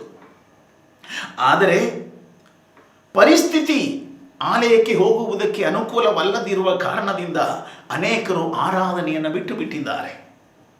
ಆದರೆ ನಾನು ನಿಮಗೆ ಹೇಳ್ತೇನೆ, ನಿಮ್ಮ ಸಭಾಪಾಲಕರು ಅಥವಾ ನಿಮ್ಮ ಹಿರಿಯರು, ನಿಮ್ಮ ಬೋಧಕರು ನಿಮಗೆ ಹೇಳಿರಬಹುದು, ಆಲಯಕ್ಕೆ ಹೋಗುವುದಕ್ಕೆ ಸಾಧ್ಯವಾಗದೇ ಇದ್ರೂ ಆರಾಧನೆಯನ್ನು ತಪ್ಪಿಸಬೇಡಿರಿ, ನಿಮ್ಮ ಮನೆಯಲ್ಲಿ ಕುಳಿತುಕೊಂಡು ನೀವು ಕುಟುಂಬವಾಗಿ ದೇವರನ್ನ ಆರಾಧಿಸಿರಿ ಎಂಬುದಾಗಿ ನಾನು ಅನೇಕಾವರ್ತಿ ನಿಮಗೆ ಹೇಳಿದ್ದೇನೆ. ಪ್ರಿಯರೇ, ಆದರೆ ಇಂಥ ಸಂದರ್ಭಗಳಲ್ಲಿ ಅನೇಕರು ಹೇಗೂ ನನಗೆ ಆರಾಧನೆಗೆ ಹೋಗೋದಕ್ಕಾಗಲ್ಲ, ಸನ್ನಿವೇಶಗಳಿಲ್ಲ, ಅನಿವಾರ್ಯವಾಗಿ ನಾನು ನನ್ನ ಕೆಲಸ ಕಾರ್ಯಗಳಿಗೆ ತೊಡಗಿಕೊಳ್ಳುತ್ತೇನೆ. ಕೆಲವೊಬ್ಬರು ಸಿನಿಮಾ ನೋಡುತ್ತಾ, ಕೆಲವೊಬ್ಬರು ಸ್ಪೋರ್ಟ್ಸ್ಗಳನ್ನು ನೋಡುತ್ತಾ, ಕೆಲವೊಬ್ಬರು ಆಟವಾಡುತ್ತಾ, ಕೆಲವರು ಮೊಬೈಲಲ್ಲಿ ಏನೇನೋ ಆಟ ಆಡುತ್ತಾ ಆ ದಿವಸವನ್ನು ಕಳೆಯುವವರಾಗಿರ್ತಾರೆ. ಲಾಕ್ಡೌನ್ ನಿಮಿತ್ತವಾಗಿ ಎಲ್ಲ ದಿವಸಗಳನ್ನು ಅದೇ ಪ್ರಕಾರವಾಗಿ ಕಳೆಯದೇ ಬೇರೆ ವಿಧಿ ಇಲ್ಲ. ಕೆಲವು ಸಣ್ಣ ಪುಟ್ಟ ಕೆಲಸಗಳನ್ನು, ಮನೆಗಳಲ್ಲಿರತಕ್ಕಂತಹ ಕೆಲಸಗಳನ್ನು, ಹೊರಗಳಲ್ಲಿರುವಂತಹ ಕೆಲಸಗಳನ್ನು ಮಾಡ್ತಾ ಇರಬಹುದು. ಅದೇ ಪ್ರಕಾರ ಈ ಪುನರುತ್ಥಾನದ ದಿನವನ್ನು, ಆರಾಧನೆಯ ದಿನವನ್ನು ಕೂಡ ಅನೇಕರು ವ್ಯಯ ಮಾಡುವವರಾಗಿರ್ತಾರೆ. ಇನ್ನು ಕೆಲವರು ಆರಾಧನೆ ಮಾಡದೇ ಇರಲಿಕ್ಕಾಗಲ್ಲ, ಈ ದಿವಸ ಆರಾಧನೆ ಮಾಡಲೇಬೇಕೆನ್ನುವಂಥ ಅಷ್ಟೊಂದು ದಾಹವುಳ್ಳವರು ಮಾತ್ರ ಮನೆಯಲ್ಲಿ ಕುಟುಂಬವಾಗಿ ಸೇರಿ ಅವರು ಆರಾಧನೆ ಮಾಡ್ತಾರೆ. ಇಲ್ಲ ಅಂದರೆ ಒಬ್ಬರೇ ಆಗಿದ್ರೂ ಕೂಡ ಇರುವ ಸ್ಥಳದಲ್ಲಿ ದೇವರನ್ನ ಆರಾಧಿಸ್ತಾರೆ. ಮಾತ್ರವಲ್ಲ, ಅನೇಕರಿಗೆ ಅನುಕೂಲವಾಗಲಿ ಎಂದು ಅನೇಕ ಸಭಾಪಾಲಕರುಗಳು, ಅನೇಕ ಆತ್ಮಿಕ ನಾಯಕರುಗಳು ಲೈವ್ ಮೂಲಕ, ಫೇಸ್ಬುಕ್ ಲೈವ್ ಮೂಲಕ, ಈ ಪ್ರಕಾರವಾಗಿ ಅಥವಾ ಯೂಟ್ಯೂಬ್ ಮೂಲಕ, ಝೂಮ್ ಮೀಟಿಂಗ್ಗಳ ಮೂಲಕ ಜನರಿಗೆ ತಲುಪುವ ಹಾಗೆ, ಒಟ್ಟಾಗಿ ಒಂದೆಡೆ ಸೇರುವುದಕ್ಕೆ ಸಾಧ್ಯವಾಗದೇ ಇದ್ರೂ ತಾವಿರುವ ಸ್ಥಳಗಳಲ್ಲಿ ಆದರೂ ಲೈವ್ ಮೂಲಕ ಪರಸ್ಪರ ಐಕ್ಯತೆಗೆ ಬಂದು ಆರಾಧನೆ ಮಾಡುವುದಕ್ಕೆ ವ್ಯವಸ್ಥೆಗಳನ್ನು ಕಲ್ಪಿಸಿಕೊಟ್ಟಿದ್ದಾರೆ. ಇಂಥ ಒಂದು ಕಠಿಣವಾದ ಸಂದರ್ಭದಲ್ಲಿ ದೇವರು ಇಂಥ ಒಂದು ಪ್ಲ್ಯಾಟ್ಫಾರ್ಮ್ಗಳನ್ನು ಕೂಡ, ತಂತ್ರಜ್ಞಾನಗಳನ್ನು ಕೂಡ ಅಳವಡಿಸಿಕೊಳ್ಳುವಂಥ ಒಂದು ಭಾಗ್ಯವನ್ನು ನಮಗೆ ಕೊಟ್ಟಿದ್ದಕ್ಕಾಗಿ ಆತನಿಗೆ ಸ್ತೋತ್ರವಾಗಲಿ. ಪ್ರಿಯರೇ, ದೇವರು ಅಬ್ರಹಾಮನನ್ನು ಪರೀಕ್ಷಿಸಿದರು. ಆದರೆ ದೇವರು ಅಬ್ರಹಾಮನನ್ನು ಪರೀಕ್ಷಿಸುವುದಕ್ಕೆ ಬೇರೆ ಯಾವುದೇ ಮಾರ್ಗವನ್ನು ಉಪಯೋಗಿಸಬಹುದಾಗಿತ್ತು. ಆದರೆ ಜೀವಸ್ವರೂಪನಾದ ದೇವರು ಅಬ್ರಹಾಮನನ್ನು ಪರೀಕ್ಷಿಸುವಾಗ ಆತನ ಉದ್ದೇಶ, ದೇವರು ಅಬ್ರಹಾಮನಿಗೆ ಮಾಡಿದ ವಾಗ್ದಾನ ನೆರವೇರಬೇಕು. ಅಬ್ರಹಾಮನೊಂದಿಗೆ ದೇವರು ಒಡಂಬಡಿಕೆ ಮಾಡಿಕೊಂಡಾಗ, ನಿನ್ನ ಸಂತತಿಯ ಮೂಲಕ ಲೋಕದಲ್ಲಿರುವ ಸಕಲ ಮನುಷ್ಯರಿಗೂ ನಾನು ಆಶೀರ್ವಾದವನ್ನು ಉಂಟು ಮಾಡುವೆನು ಎಂಬುದಾಗಿ ವಾಗ್ದಾನ ಮಾಡಿದನು. ಲೋಕದ ರಕ್ಷಕನಾಗಿ ಲೋಕದ ಸಕಲ ಮನುಷ್ಯರ ಪಾಪಕ್ಕೆ ಪರಿಹಾರವನ್ನು ಉಂಟು ಮಾಡಿ ಅವರನ್ನು ನಿತ್ಯ ಜೀವಕ್ಕೆ ನಡೆಸಿ ದೇವರ ಮಹಿಮೆಯ ಆ ಒಂದು ಸ್ವರ್ಗಕ್ಕೆ ಸೇರಿಸತಕ್ಕಂಥ ಮೆಸ್ಸಿಯನು ಬರುವುದನ್ನು, ರಕ್ಷಕನಾಗಿರುವ ದೇವಕುಮಾರನು ಭೂಮಿಯಲ್ಲಿ ಅವತರಿಸುವ ಸಂಗತಿಯನ್ನು ದೇವರು ಮುನ್ಸೂಚಿಸಿ ಅದರ ಆ ವಾಗ್ದಾನದ ನೆರವೇರುವಿಕೆಗೋಸ್ಕರವಾಗಿ ಅಬ್ರಹಾಮನೊಂದಿಗೆ ದೇವರು ಒಡಂಬಡಿಕೆ ಮಾಡಿಕೊಂಡಾಗ,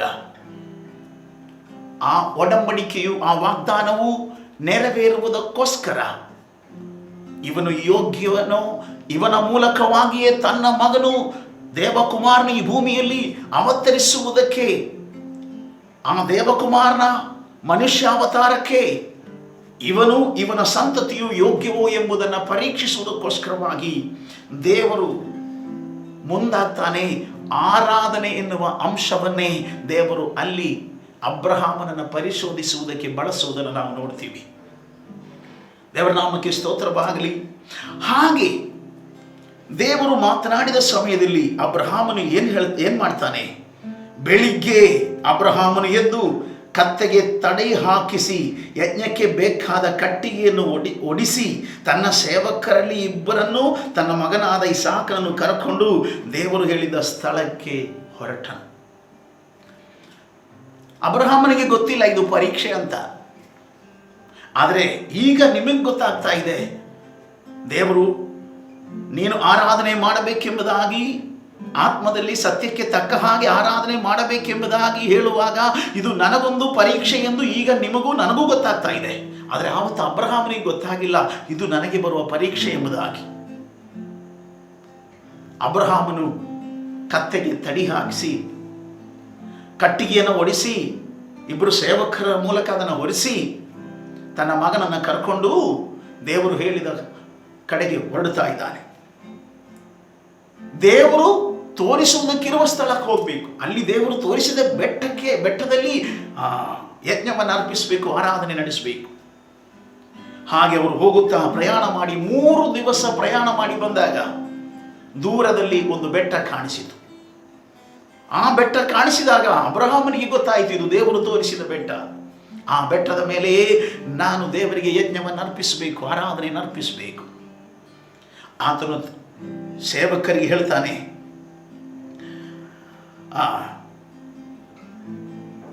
ನಾನು 5ನೇ ವಾಕ್ಯ, ನೀವು ಇಲ್ಲೇ ಕತ್ತೆಯ ಬಳಿಯಲ್ಲಿ ಇರಿ, ನಾನು ನನ್ನ ಮಗನು ಅಲ್ಲಿಗೆ ಹೋಗಿ ದೇವಾರಾಧನೆ ಮಾಡಿಕೊಂಡು ನಿಮ್ಮ ಬಳಿಗೆ ತಿರುಗಿ ಬರುತ್ತೇವೆ ಎಂದು ಹೇಳಿದನು.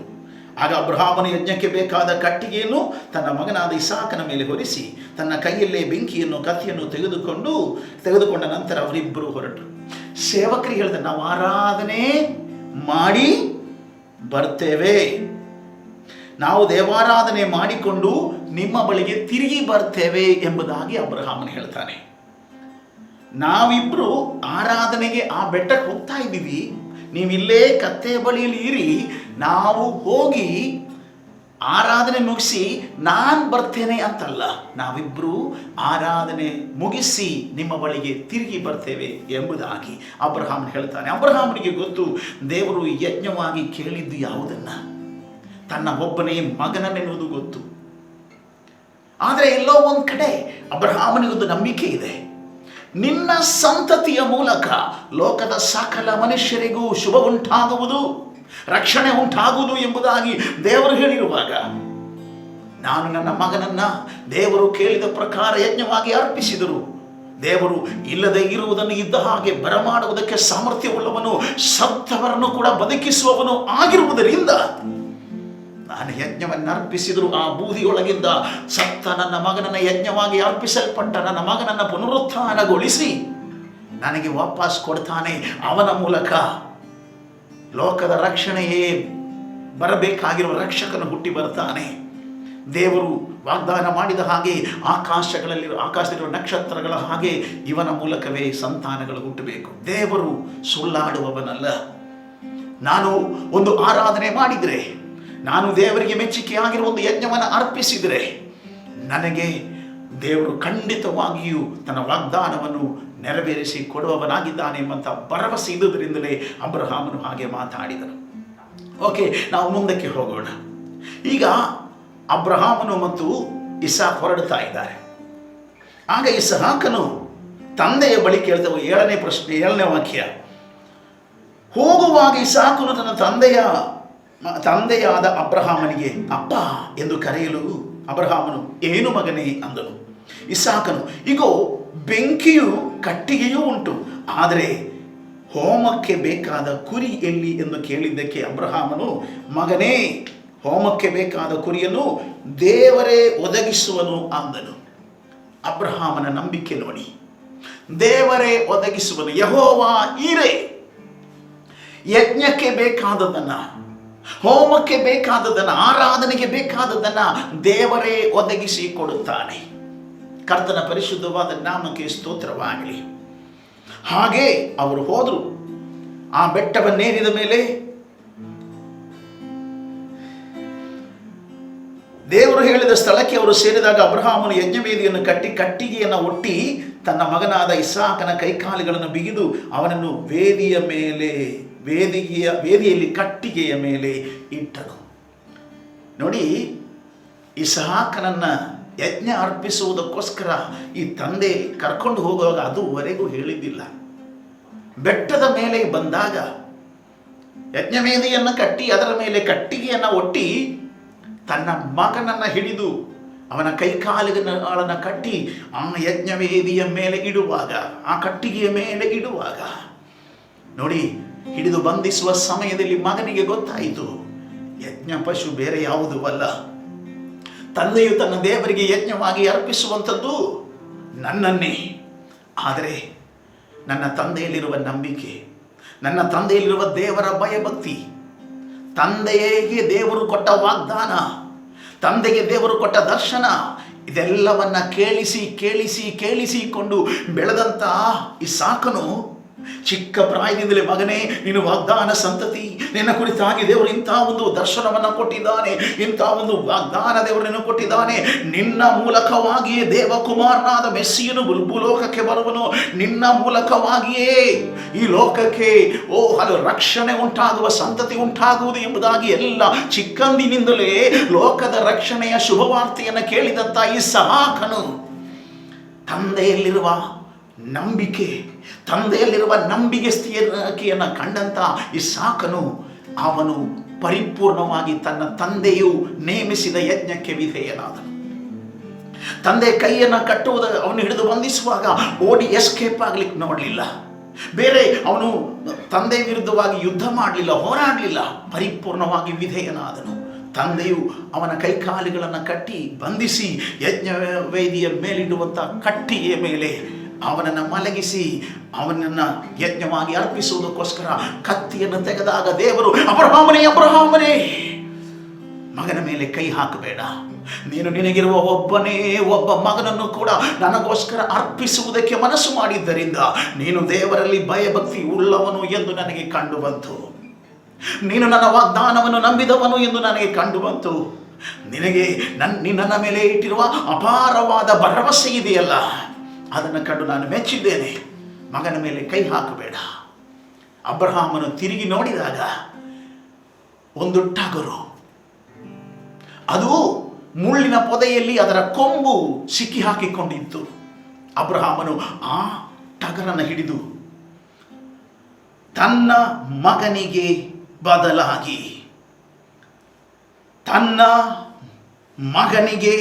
ಬದಲಾಗಿ ಹೋಮ ಮಾಡಿದನು. ಆ ಸ್ಥಳಕ್ಕೆ ಯೆಹೋವ ಈರೆ ಎಂದು ಹೆಸರಿಟ್ಟನು. ಸೇವಕರಿಗೆ ಹೇಳಿ, ನಾವು ಆರಾಧನೆ ಮಾಡಿ ಹಿಂದಿರುಗಿ ಬರ್ತೇವೆ ಎಂಬುದಾಗಿ ಹೇಳಿ ಅಲ್ಲಿಂದ ಹೊರಟಾಗ, ಮಗನೇ, ಹೋಮಕ್ಕೆ ಬೇಕಾದ ಕುರಿಮರಿಯನ್ನು ದೇವರು ಕೊಡ್ತಾನೆ ಎಂಬುದಾಗಿ ಅಲ್ಲಿಂದ ಹೇಳಿದಾಗ, ಪ್ರೈಸ್ ದಿ ಲಾರ್ಡ್, ಹಲ್ಲೆಲೂಯಾ. ಆವಾಗಲೂ ಆತನು ನೆನೆಸಿರಲಿಲ್ಲ ಯಜ್ಞ ಅರ್ಪಿಸುವುದಕ್ಕೆ ತನ್ನ ಮಗಳಿಗೆ ಬದಲಾಗಿ ದೇವರು ಒಂದು ಟಗರನ್ನು ಸಿದ್ಧಪಡಿಸಿರ್ತಾನೆ ಎಂಬುದಾಗಿ. ಆದರೆ ಆ ಪರೀಕ್ಷೆ, ದೇವರು ನೇಮಿಸಿದ ಆರಾಧನೆ ಎಂಬ ಪರೀಕ್ಷೆ, ಹಲ್ಲೆಲೂಯಾ, ಅದರಿಂದ ಹಿಂದಿರುಗದೆ ಪೂರ್ಣ ಮನಸ್ಸಿನಿಂದ ಆರಾಧನೆ ಅರ್ಪಿಸುವುದಕ್ಕೋಸ್ಕರ ಅಬ್ರಹಾಂ ಸಿದ್ಧನಾದಾಗ ಆ ಯಜ್ಞವೇದಿಯ ಬಳಿಯಲ್ಲಿಯೇ ಅವನು ಯಜ್ಞ ಅರ್ಪಿಸುವುದಕ್ಕೆ ಬೇಕಾಗಿರುವಂಥ ಟಗರನ್ನು ದೇವರು ಒದಗಿಸಿಕೊಟ್ಟನು. ಯೆಹೋವ ಈರೆ, ದೇವರು ಒದಗಿಸುವನು. ಆ ಬೆಟ್ಟಕ್ಕೆ ಆತನು ಯೆಹೋವ ಈರೆ ಎಂಬುದಾಗಿ ಹೆಸರಿಟ್ಟನು. ತನ್ನ ಮಗನಿಗೆ ಬದಲಾಗಿ ಆ ಟಗರನ್ನು ಹೋಮ ಮಾಡಿದ ನಂತರ ಆ ಸ್ಥಳಕ್ಕೆ ಯೆಹೋವ ಈರೆ ಎಂದು ಹೆಸರಿಟ್ಟನು. ನಾನು ನಿಮಗೆ ಇಲ್ಲಿ ಒಂದು ಸತ್ಯವನ್ನು ಹೇಳ್ತೇನೆ, ಪ್ರಿಯ ಸಹೋದರ ಸಹೋದರಿ, ದೇವರು ನಿಮಗೆ ನೇಮಿಸಿದ ಆರಾಧನೆ ಇದೆಯಲ್ಲ, ನಿನ್ನ ಭವಿಷ್ಯಕ್ತಿಗೋಸ್ಕರ ಅಥವಾ ನಿನಗೆ ಇವತ್ತಿಗೋಸ್ಕರ ದೇವರು ಒದಗಿಸಿ ಕೊಡಬೇಕಾದಂಥ, ನೀನು ಹೊಂದಿಕೊಳ್ಳಬೇಕಾಗಿರುವಂಥದ್ದಕ್ಕೆ ದೇವರು ಕೊಡುವಂಥ ಒಂದು ಪರಿಶೋಧನೆ ಆಗಬಹುದು. ಇವತ್ತಿನ ಆರಾಧನೆಯಿಂದ ನೀ ಹಿಂಜರಿದರೆ, ನಿನಗೆ ನೇಮಿಸಲ್ಪಟ್ಟಂಥ ಆ ಯಜ್ಞದಿಂದ ನೀ ಹಿಂಜರಿದರೆ, ಆ ಆರಾಧನೆಯನ್ನು ತಪ್ಪಿಸಿಕೊಂಡರೆ ಯೆಹೋವ ಈರೆ ಎನ್ನುವ ವಾಗ್ದಾನ ನಿನ್ನಿಂದ ದೂರ ಹೋಗುತ್ತೆ. ಇವತ್ತು ನಿನಗೋಸ್ಕರ, ನಾಳೆ ನಿನ್ನ ಮಕ್ಕಳಿಗೋಸ್ಕರ, ಮುಂದೆ ನಿನ್ನ ತಲೆಮಾರುಗಳಿಗೋಸ್ಕರ ಇರತಕ್ಕಂಥ ದೇವರು ಒದಗಿಸುತ್ತಾನೆ. ಯೆಹೋವಾ ಈರೇ ಎಂಬ ವಾಗ್ದಾನ ನಿನ್ನಲ್ಲಿ ನೆರವೇರಬೇಕಾದರೆ ಇವತ್ತು ನೀನು ಯಥಾರ್ಥವಾಗಿ ದೇವರನ್ನು ಆರಾಧಿಸುವವನಾಗು. ಎರಡು ವಿಧದಲ್ಲಿ ಪರೀಕ್ಷೆಯ ವಿಷಯವನ್ನು ನಾವು ನೋಡ್ತೀವಿ. ಒಂದು, ದೇವರು ಅಬ್ರಹಾಮನನ್ನು ಪರಿಶೋಧಿಸಿದ್ದು, ನಿನ್ನ ಮಗನನ್ನ ನನಗೆ ಕೊಡು ಎಂದು ದೇವರು ಹೇಳ್ತಾನೆ. ಅದು ಅಬ್ರಹಾಮನ ನಿನ್ನ ಮಗನನ್ನ ನನಗೆ ಕೊಡು ಎಂದು ಹೇಳುತ್ತಾ ದೇವರು ಅಬ್ರಹಾಮನನ್ನು ಪರಿಶೋಧಿಸಿದನು. ಎಷ್ಟೋ ಸಲ ದೇವರು ನಿಮ್ಮನ್ನು ಪರಿಶೋಧಿಸಿರಬಹುದು, ಪರೀಕ್ಷಿಸಿರಬಹುದು. ನೀನು ನಿನ್ನನ್ನೇ ನನಗೆ ಕೊಡು, ನಿನಗಿರುವುದನ್ನು ನನಗೆ ಕೊಡು, ಸೇವೆಗಾಗಿ ನಿನ್ನನ್ನು ಕೊಡು. ಪ್ರಿಯರೇ, ದೇವರಿಗಾಗಿ ಕೊಡುವಂಥದ್ದು ಅದು ದೇವರು ನಮಗಿಟ್ಟಿರುವ ಒಂದು ಪರೀಕ್ಷೆ. ಉದಾಹರಣೆಗೆ ಇನ್ನೊಂದು ವಿಚಾರ, ದೇವರು ಜನರಿಗೆ ಹೇಳ್ತಾ ಇದ್ದಾನೆ. ಮಲಾಕಿ ಪ್ರವಾದನೆ ಗ್ರಂಥದಲ್ಲಿ ದೇವರನ್ನು ಆರಾಧಿಸುವ ಜನರಿಗೆ ದೇವರು ಹೇಳ್ತಾ ಇದ್ದಾನೆ, ನೀವು ಹೀಗೆ ನನ್ನನ್ನು ಪರೀಕ್ಷಿಸಿರಿ. ಮನುಷ್ಯನನ್ನ ಆರಾಧನೆಯ ಮೂಲಕ ಪರೀಕ್ಷಿಸುವಂತ, ನಾನು ಬಯಸುವ ಪ್ರಕಾರ, ನನ್ನ ಇಚ್ಛೆಯ ಪ್ರಕಾರ ನನ್ನನ್ನು ಆರಾಧಿಸ್ತಾರೋ ಎಂಬುದಾಗಿ ಪರೀಕ್ಷಿಸುವ ದೇವರು ಆ ಪರೀಕ್ಷೆಯಲ್ಲಿ ಗೆದ್ದವನಿಗೆ ಎಲ್ಲವನ್ನ ಒದಗಿಸಿಕೊಡುವುದನ್ನು, ವಾಗ್ದಾನವನ್ನು ನೆರವೇರಿಸುವುದನ್ನು, ತಲತಲಾಂತರಗಳಿಗೆ ಬೇಕಾದ್ದನ್ನು ಒದಗಿಸುವುದನ್ನು ನಾವು ನೋಡಿದ್ದೇವೆ ಅಬ್ರಹಾಮನ ಅನುಭವದ ಮೂಲಕ. ಆದರೆ ಮಲಾಕಿ ಗ್ರಂಥದಲ್ಲಿ ನಾವು ನೋಡ್ತೀವಿ, ಅದರ 3ನೇ ಅಧ್ಯಾಯ, ಮಲಾಕಿ ಪ್ರವಾದನೆ ಗ್ರಂಥ 3ನೇ ಅಧ್ಯಾಯ 10ನೇ ವಾಕ್ಯದಲ್ಲಿ ದೇವರು ಹೇಳ್ತಾ ಇದ್ದಾನೆ, ನೀವು ಹೀಗೆ ನನ್ನನ್ನು ಪರೀಕ್ಷಿಸಿರಿ ಎಂಬುದಾಗಿ. ದೇವರು ಮನುಷ್ಯರನ್ನ ಆರಾಧನೆಯ ಮೂಲಕ ಪರೀಕ್ಷಿಸ್ತಾನೆ. ಅದೇ ಪ್ರಕಾರ ಆರಾಧನೆಯ ಮೂಲಕವಾಗಿಯೇ ಮನುಷ್ಯರಿಗೆ ದೇವರನ್ನ ಪರೀಕ್ಷಿಸುವುದಕ್ಕೆ ಒಂದು ಅವಕಾಶವನ್ನು ದೇವರು ಕೊಟ್ಟಿದ್ದಾನೆ. Price the lord. ನೀನೊಮ್ಮೆ ಆರಾಧಿಸಿ ನೋಡು, ನೀನೊಮ್ಮೆ ದೇವರನ್ನ ಆರಾಧಿಸಿ ಪರೀಕ್ಷಿಸಿ ನೋಡು, ದೇವರಿಗೆ ಕೊಟ್ಟು ಪರೀಕ್ಷಿಸಿ ನೋಡು. 10ನೇ ವಾಕ್ಯ, ನನ್ನ ಆಲಯವು ಆಹಾರ ಶೂನ್ಯವಾಗದಂತೆ ನೀವು ದಶಮಾಂಶ ಯಾವತ್ತೂ ನನ್ನ ಭಂಡಾರಕ್ಕೆ ತೆಗೆದುಕೊಂಡು ಬನ್ನಿರಿ. ನಾನು ಪರಲೋಕದ ದ್ವಾರಗಳನ್ನು ತೆರೆದು ನಿಮ್ಮಲ್ಲಿ ಸ್ಥಳ ಹಿಡಿಯಲಾರದಷ್ಟು ಸುವರಗಳನ್ನು ಸುರಿಸುವೆನೋ ಇಲ್ಲವೋ ನನ್ನನ್ನು ಹೀಗೆ ಪರೀಕ್ಷಿಸಿರಿ. ಇದು ಸೇನಾಧೀಶ್ವರ ಯೆಹೋವನ ನುಡಿ. ನೋಡಿ, ಅಲ್ಲಿ ಅಬ್ರಹಾಮನನ್ನು ದೇವರು ಪರೀಕ್ಷಿಸ್ತಾ ಇದ್ದಾನೆ. ಈಗ ಅಬ್ರಹಾಮನ ಸಂತತಿಗೆ ದೇವರು ಹೇಳ್ತಾ ಇದ್ದಾನೆ, ನೀವು ನನ್ನನ್ನು ಪರೀಕ್ಷಿಸಿ ನೋಡಿ ಎಂಬುದಾಗಿ. ಆರಾಧನೆಯಲ್ಲಿ 2 ಥರದ ಪರೀಕ್ಷೆ. ಒಂದು, ದೇವರು ಮನುಷ್ಯನನ್ನು ಪರೀಕ್ಷಿಸುವ ಪರೀಕ್ಷೆ. 2, ಮನುಷ್ಯನು ದೇವರನ್ನು ಪರೀಕ್ಷಿಸುವ ಪರೀಕ್ಷೆ. ಪ್ರಿಯ ಸಹೋದರ ಸಹೋದರಿ, ಈ ಪರೀಕ್ಷೆಯಲ್ಲಿ ನೀನು ಪಾಸ್ ಆಗ್ತೀಯಾ?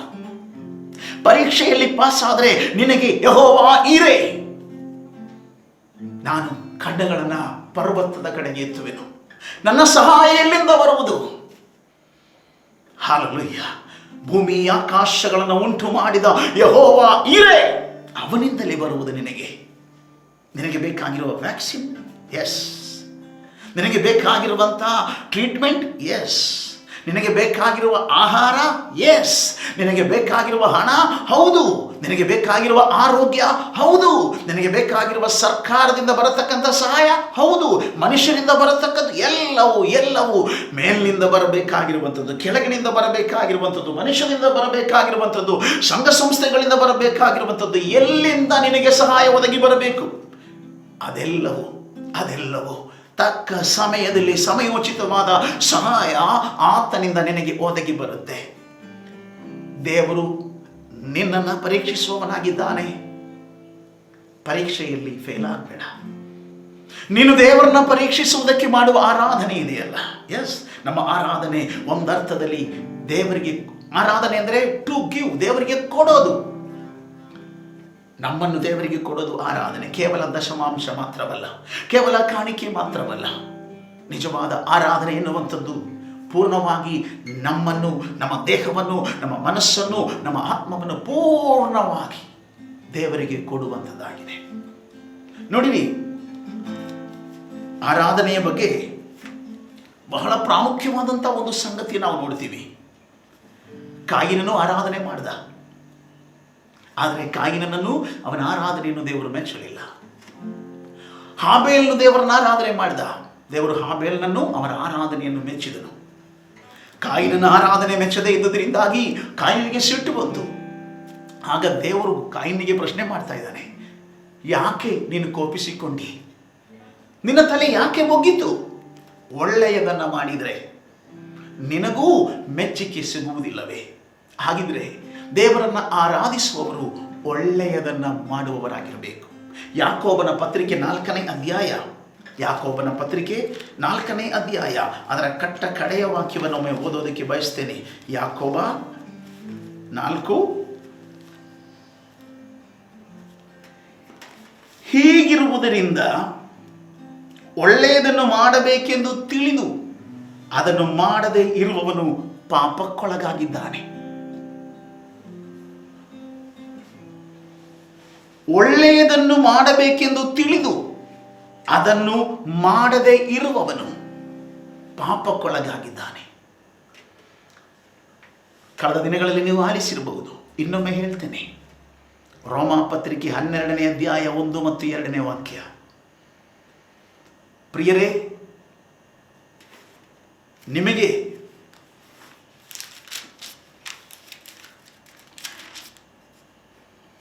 ದೇವರ ಕನಿಕರವನ್ನು ನಿಮ್ಮ ನೆನಪಿಗೆ ತಂದು ನಿಮ್ಮನ್ನು ಬೇಡಿಕೊಳ್ಳುವುದೇನೆಂದರೆ, ನೀವು ನಿಮ್ಮ ದೇಹಗಳನ್ನು ದೇವರಿಗೆ ಮೀಸಲಾಗಿಯೂ ಇರುವ ಸಜೀವ ಯಜ್ಞವಾಗಿ ಅರ್ಪಿಸಿರಿ. ಇದು ನಿಮ್ಮ ವಿವೇಕಪೂರ್ವಕವಾದ ಆರಾಧನೆ. ದೇವರಿಗೆ ಮೀಸಲಾಗಿಯೂ ಮೆಚ್ಚುಗೆಯಾಗಿರುವ ಯಜ್ಞವಾಗಿ ನಿಮ್ಮ ಶರೀರವನ್ನು, ಪ್ರಿಯ ಸಹೋದರ, ನಿನ್ನ ಶರೀರದ ಪ್ರತಿ ಒಂದೊಂದು ಅಂಗಾಂಗಗಳು ದೇವರಿಗೆ ಮೀಸಲಾಗಿರಬೇಕು. ನಿನ್ನ ಕಣ್ಣುಗಳ ಒಂದಿಗೆ ನೀವು ಒಡಂಬಡಿಕೆ ಮಾಡಿಕೊಳ್ಬೇಕು. ನಿನ್ನ ಕಿವಿ ಜೊತೆಗೆ ನೀವು ಒಡಂಬಡಿಕೆ ಮಾಡ್ಕೊಳ್ಬೇಕು. ನಿನ್ನ ನಾಲಿಗೆ ಜೊತೆಗೆ ನೀವು ಒಡಂಬಡಿಕೆ ಮಾಡಿಕೊಳ್ಬೇಕು. ಯೋಬನು ಹೇಳ್ತಾನೆ, ನಾನು ನನ್ನ ಕಣ್ಣುಗಳೊಂದಿಗೆ ಒಡಂಬಡಿಕೆ ಮಾಡಿಕೊಂಡಿದ್ದೇನೆ. ನಾನು ಹೇಗೆ ಒಬ್ಬ ಪರಸ್ತ್ರೀಯನ್ನು ನೋಡಲಿ? ನಿನ್ನ ಕಣ್ಣುಗಳೊಂದಿಗೆ ಒಡಂಬಡಿಕೆ ಮಾಡಿಕೊಳ್ಬೇಕು. ದೇವರಿಗೋಸ್ಕರ ನಿನ್ನ ಕಣ್ಣುಗಳನ್ನು ಮೀಸಲಿಡಬೇಕು. ದೈವಿಕವಾದ ದರ್ಶನಗಳನ್ನು ನೋಡೋದಕ್ಕೆ, ದೇವರ ವಾಕ್ಯದಲ್ಲಿರುವ ಅದ್ಭುತಗಳನ್ನು ಕಂಡುಕೊಳ್ಳೋದಕ್ಕೆ. 119ನೇ ಕೀರ್ತನೆಯಲ್ಲಿ ಕೀರ್ತನೆಗಾರನು ಹೇಳ್ತಾನೆ, ನನ್ನ ಕಣ್ಣು ತೆರೆ, ಆಗ ನಿನ್ನ ಧರ್ಮಶಾಸ್ತ್ರದ ಅದ್ಭುತವನ್ನು ಕಂಡುಕೊಳ್ಳುತ್ತೇನೆ. ಪ್ರಿಯ ಸಹೋದರ, ಸಹೋದರಿ, ನಿನ್ನ ಕಣ್ಣು ಮೂಲಕ ನೀ ಏನು ಕಾಣ್ತಾ ಇದ್ದೀ? ದೇವರಿಗೆ ಮೆಚ್ಚುಗೆಯಾಗಿಯೂ ಮೀಸಲಾಗಿರುವ ಸಜೀವ ಯಜ್ಞವಾಗಿ ನಿಮ್ಮ ಶರೀರದ ಪ್ರತಿ ಒಂದೊಂದು ಅಂಗಗಳನ್ನು ಕೊಡಬೇಕು. ನಿಮ್ಮ ಶರೀರ ಪೂರ್ಣವಾಗಿ. ನೆಕ್ಸ್ಟ್ ಅದರ ಮುಂದಿನ ಭಾಗ ಹೀಗಿದೆ: ಇಹಲೋಕದ ನಡವಳಿಕೆಯನ್ನು ಅನುಸರಿಸದೆ ನೂತನ ಮನಸ್ಸನ್ನು ಹೊಂದಿಕೊಳ್ಳಿರಿ. ಹೀಗಾದರೆ ದೇವರ ಚಿತ್ತಕ್ಕನುಸಾರವಾದದ್ದು, ಅಂದರೆ ಉತ್ತಮವಾದದ್ದು, ಮೆಚ್ಚುಗೆಯಾದದ್ದು, ದೋಷವಿಲ್ಲದು ಯಾವುದು ಎಂದು ವಿವೇಚಿಸಿ ತಿಳಿದುಕೊಳ್ಳುವಿರಿ.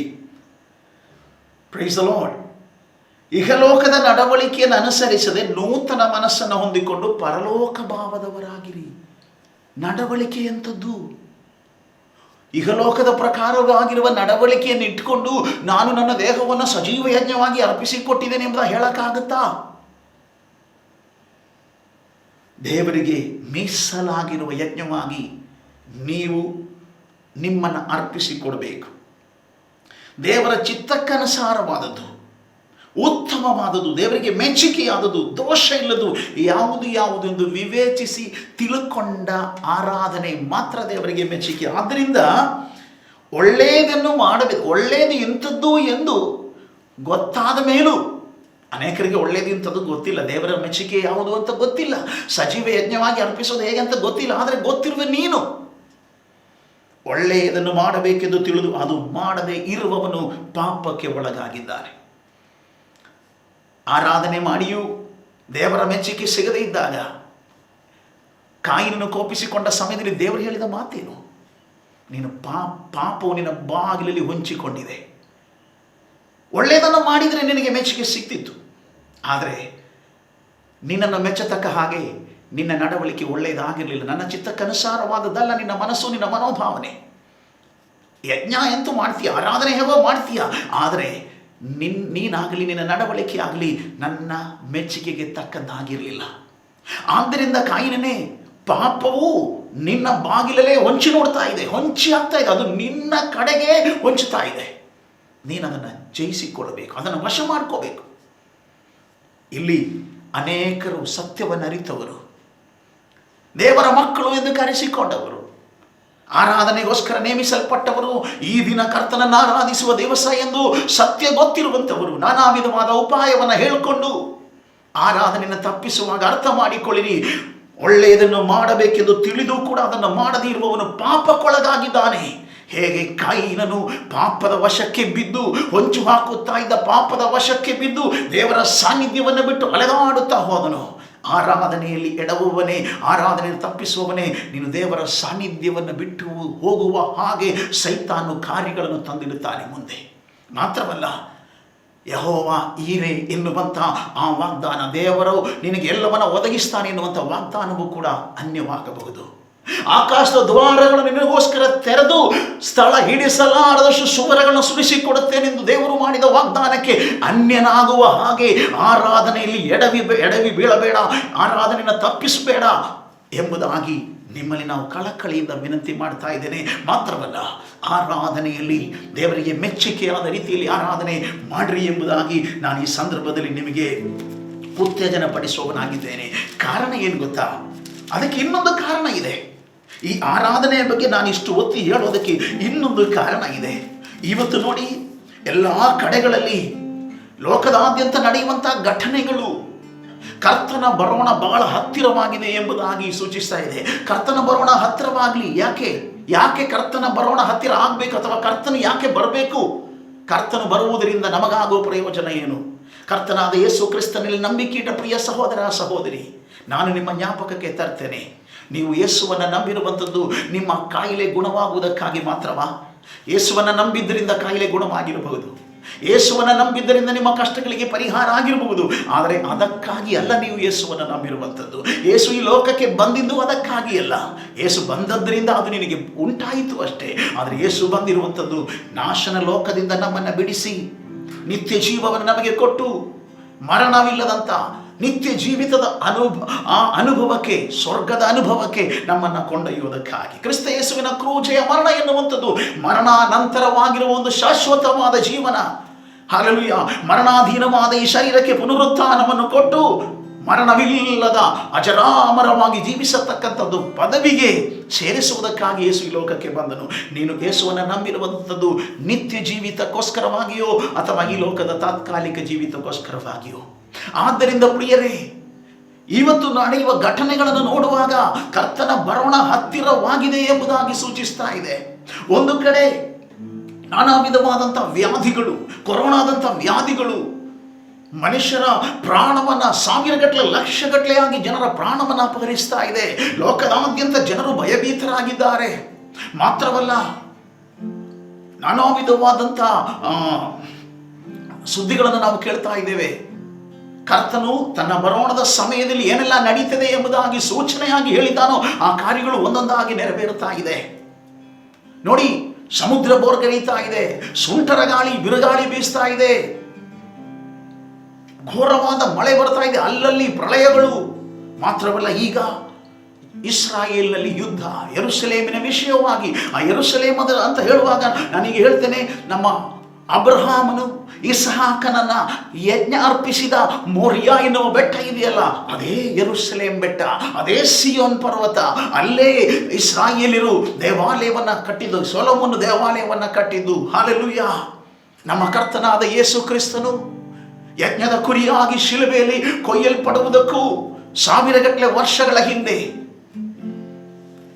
ಯಜ್ಞವಾಗಿ ತನ್ನ ಸ್ವಂತ ಮಗನನ್ನ ದೇವರು ಕೇಳಿಕೊಂಡಂತ, ಅಬ್ರಹಾಮನ ಬಳಿ ನಿನ್ನ ಒಬ್ಬನೇ ಮಗನನ್ನ ಕೊಡು ಎಂಬುದಾಗಿ ಕೇಳಿಕೊಂಡಾಗ, ಹಲ್ಲೆಲೂಯ, ಯಾವಾತನ ಮೂಲಕವಾಗಿ ಲೋಕದ ಸಕಲ ಮನುಷ್ಯರಿಗೆ ರಕ್ಷಣೆ ಉಂಟಾಗಬೇಕಾಗಿತ್ತು, ಆತನು ಶಿಲುಬೆಯಲ್ಲಿ ಯಜ್ಞಾರ್ಪಿತನಾಗುವುದಕ್ಕೆ ಅದು ಸೂಚನೆಯಾಗಿತ್ತು.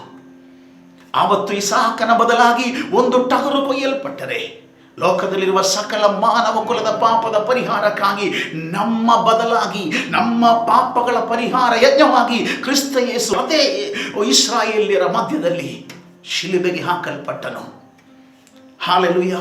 ಪ್ರಿಯ ಸಹೋದರ ಸಹೋದರಿ, ಯೆಹೋವ ಈರೆ ಎಂಬುದಾಗಿ ಅಬ್ರಹಾಮನು ಹೆಸರಿಟ್ಟಂತ ಅದೇ ಬೆಟ್ಟ ಇವತ್ತಿನ ಯೆರೂಸಲೇಮ್. ಅಲ್ಲಿ ಯುದ್ಧ ನಡೀತಾ ಇದೆ. ಏನಾಗ್ತದೋ ಗೊತ್ತಿಲ್ಲ. ಒಂದು ವೇಳೆ ಇದು 3ನೆಯ ಜಾಗತಿಕ ಯುದ್ಧದ ಕಡೆಗೆ ಒಂದು ವೇಳೆ ಲೋಕವನ್ನು ಕೊಂಡೊಯ್ಯಬಹುದು. ಅಂದರೆ ನಾನು ಹೇಳ್ತಾ ಇರುವಂಥದ್ದು, ನಡೆಯುತ್ತಾ ಇರುವಂತಹ ಸಂಗತಿ ಏನು ಸೂಚಿಸ್ತಾ ಇದೆ? ಆತನನ್ನು ನಿರೀಕ್ಷಿಸಿಕೊಂಡಿರುವಂಥವರು ಯಾರಿಂದಲೂ ಕದಲಿಸಲಾರದಂತಹ ರಾಜ್ಯಕ್ಕೆ ಸೇರಿಸಲ್ಪಡುವಂತಹ ಸಮಯ, ತನ್ನ ಭಕ್ತರನ್ನ ಸೇರಿಸುವುದಕ್ಕೋಸ್ಕರವಾಗಿ ಕರ್ತನು ಬರುವ ಸಮಯ ಹತ್ತಿರವಾಗಿದೆ. Praise the Lord. ವಾಗ್ದಾನದ ನೆರವೇರುವಿಕೆಯ ಮೊದಲ ಹಂತದ ರುಜು ಒಂದು ಯಜ್ಞದ ಮೂಲಕ ಆರಂಭ ಆದರೆ, ಒಂದು ಆರಾಧನೆಯ ಮೂಲಕವಾಗಿ ಮೋರಿಯಾ ಬೆಟ್ಟದಲ್ಲಿ ಆರಂಭವಾದರೆ, ಶಾಶ್ವತವಾದ ಒಡಂಬಡಿಕೆಯನ್ನು ಸ್ಥಾಪಿಸುವ ಈ ಯಜ್ಞವು ಕಾಲ್ವಾರಿ ಕ್ರೂಜೆಯಲ್ಲಿ ಕ್ರಿಸ್ತ ಯೇಸುವಿನ ಮೂಲಕ ನೆರವೇರಿತು. ಆ ಯಜ್ಞದ ಮೂಲಕವಾಗಿ ನಾವಿವತ್ತು ದೇವರ ಮಕ್ಕಳಾಗಿ ಪರಲೋಕ ರಾಜ್ಯದ ಬಾಧ್ಯರಾಗಿದ್ದೇವೆ. ಇಬ್ರಿಯ ಪತ್ರಿಕೆ 12ನೇ ಅಧ್ಯಾಯ 28 ಮತ್ತು 29ನೇ ವಾಕ್ಯ. ಇಬ್ರಿಯ ಪತ್ರಿಕೆ 12ನೇ ಅಧ್ಯಾಯ 28 ಮತ್ತು 29ನೇ ವಾಕ್ಯ. ಆದ ಕಾರಣ ಯಾರು ಕದಲಿಸಲಾರದ ರಾಜ್ಯವನ್ನು ಹೊಂದುವವರಾದ ನಾವು ಕೃತಜ್ಞತೆಯುಳ್ಳವರಾಗಿದ್ದು ಆತನಿಗೆ ಸಮರ್ಪಕವಾದ ಆರಾಧನೆಯನ್ನು ಭಕ್ತಿಯಿಂದಲೂ ಭಯದಿಂದಲೂ ಮಾಡೋಣ. ಆರಾಧನೆಗೂ ನಿತ್ಯ ಜೀವಿತಕ್ಕೂ ಒಂದು ಸಂಬಂಧ ಇದೆ. ನಾವು ಯಾವ ರಾಜ್ಯವನ್ನು ಹೊಂದುವವರು? ಈ ಭೂಮಿಯಲ್ಲಿರುವ ಎಲ್ಲ ರಾಜ್ಯಗಳು ಕ್ರೈಸ್ತ ರಾಜ್ಯವಾಗಬೇಕು, ಕ್ರೈಸ್ತ ರಾಷ್ಟ್ರವಾಗಬೇಕೆಂಬುದಾಗಿ ಎದುರು ನೋಡ್ತಾ ಇರುವವರ ನಾವು ಅಲ್ಲ. ಕ್ರೈಸ್ತತ್ವದ ತತ್ವ ಅದಲ್ಲ. ಭೂಮಿಯಲ್ಲಿರುವ ಸಕಲ ರಾಷ್ಟ್ರಗಳನ್ನು ಕ್ರೈಸ್ತ ರಾಷ್ಟ್ರ ಮಾಡ್ಕೋಬೇಕೆಂಬುದಲ್ಲ ಕ್ರೈಸ್ತತ್ವದ ತತ್ವ.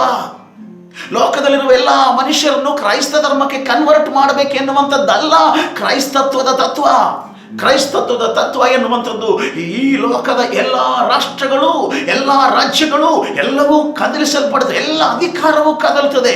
ಕದಲದೆ ನಿಲ್ಲುವ ಯಾವುದೇ ರಾಜ್ಯವಿಲ್ಲ, ಯಾವುದೇ ರಾಷ್ಟ್ರ ಇಲ್ಲ, ಯಾವುದೇ ಅಧಿಕಾರ ಇಲ್ಲ, ಯಾವುದೇ ಸರ್ಕಾರ, ಎಲ್ಲವೂ ಕದಲಿ ಹೋಗುತ್ತೆ.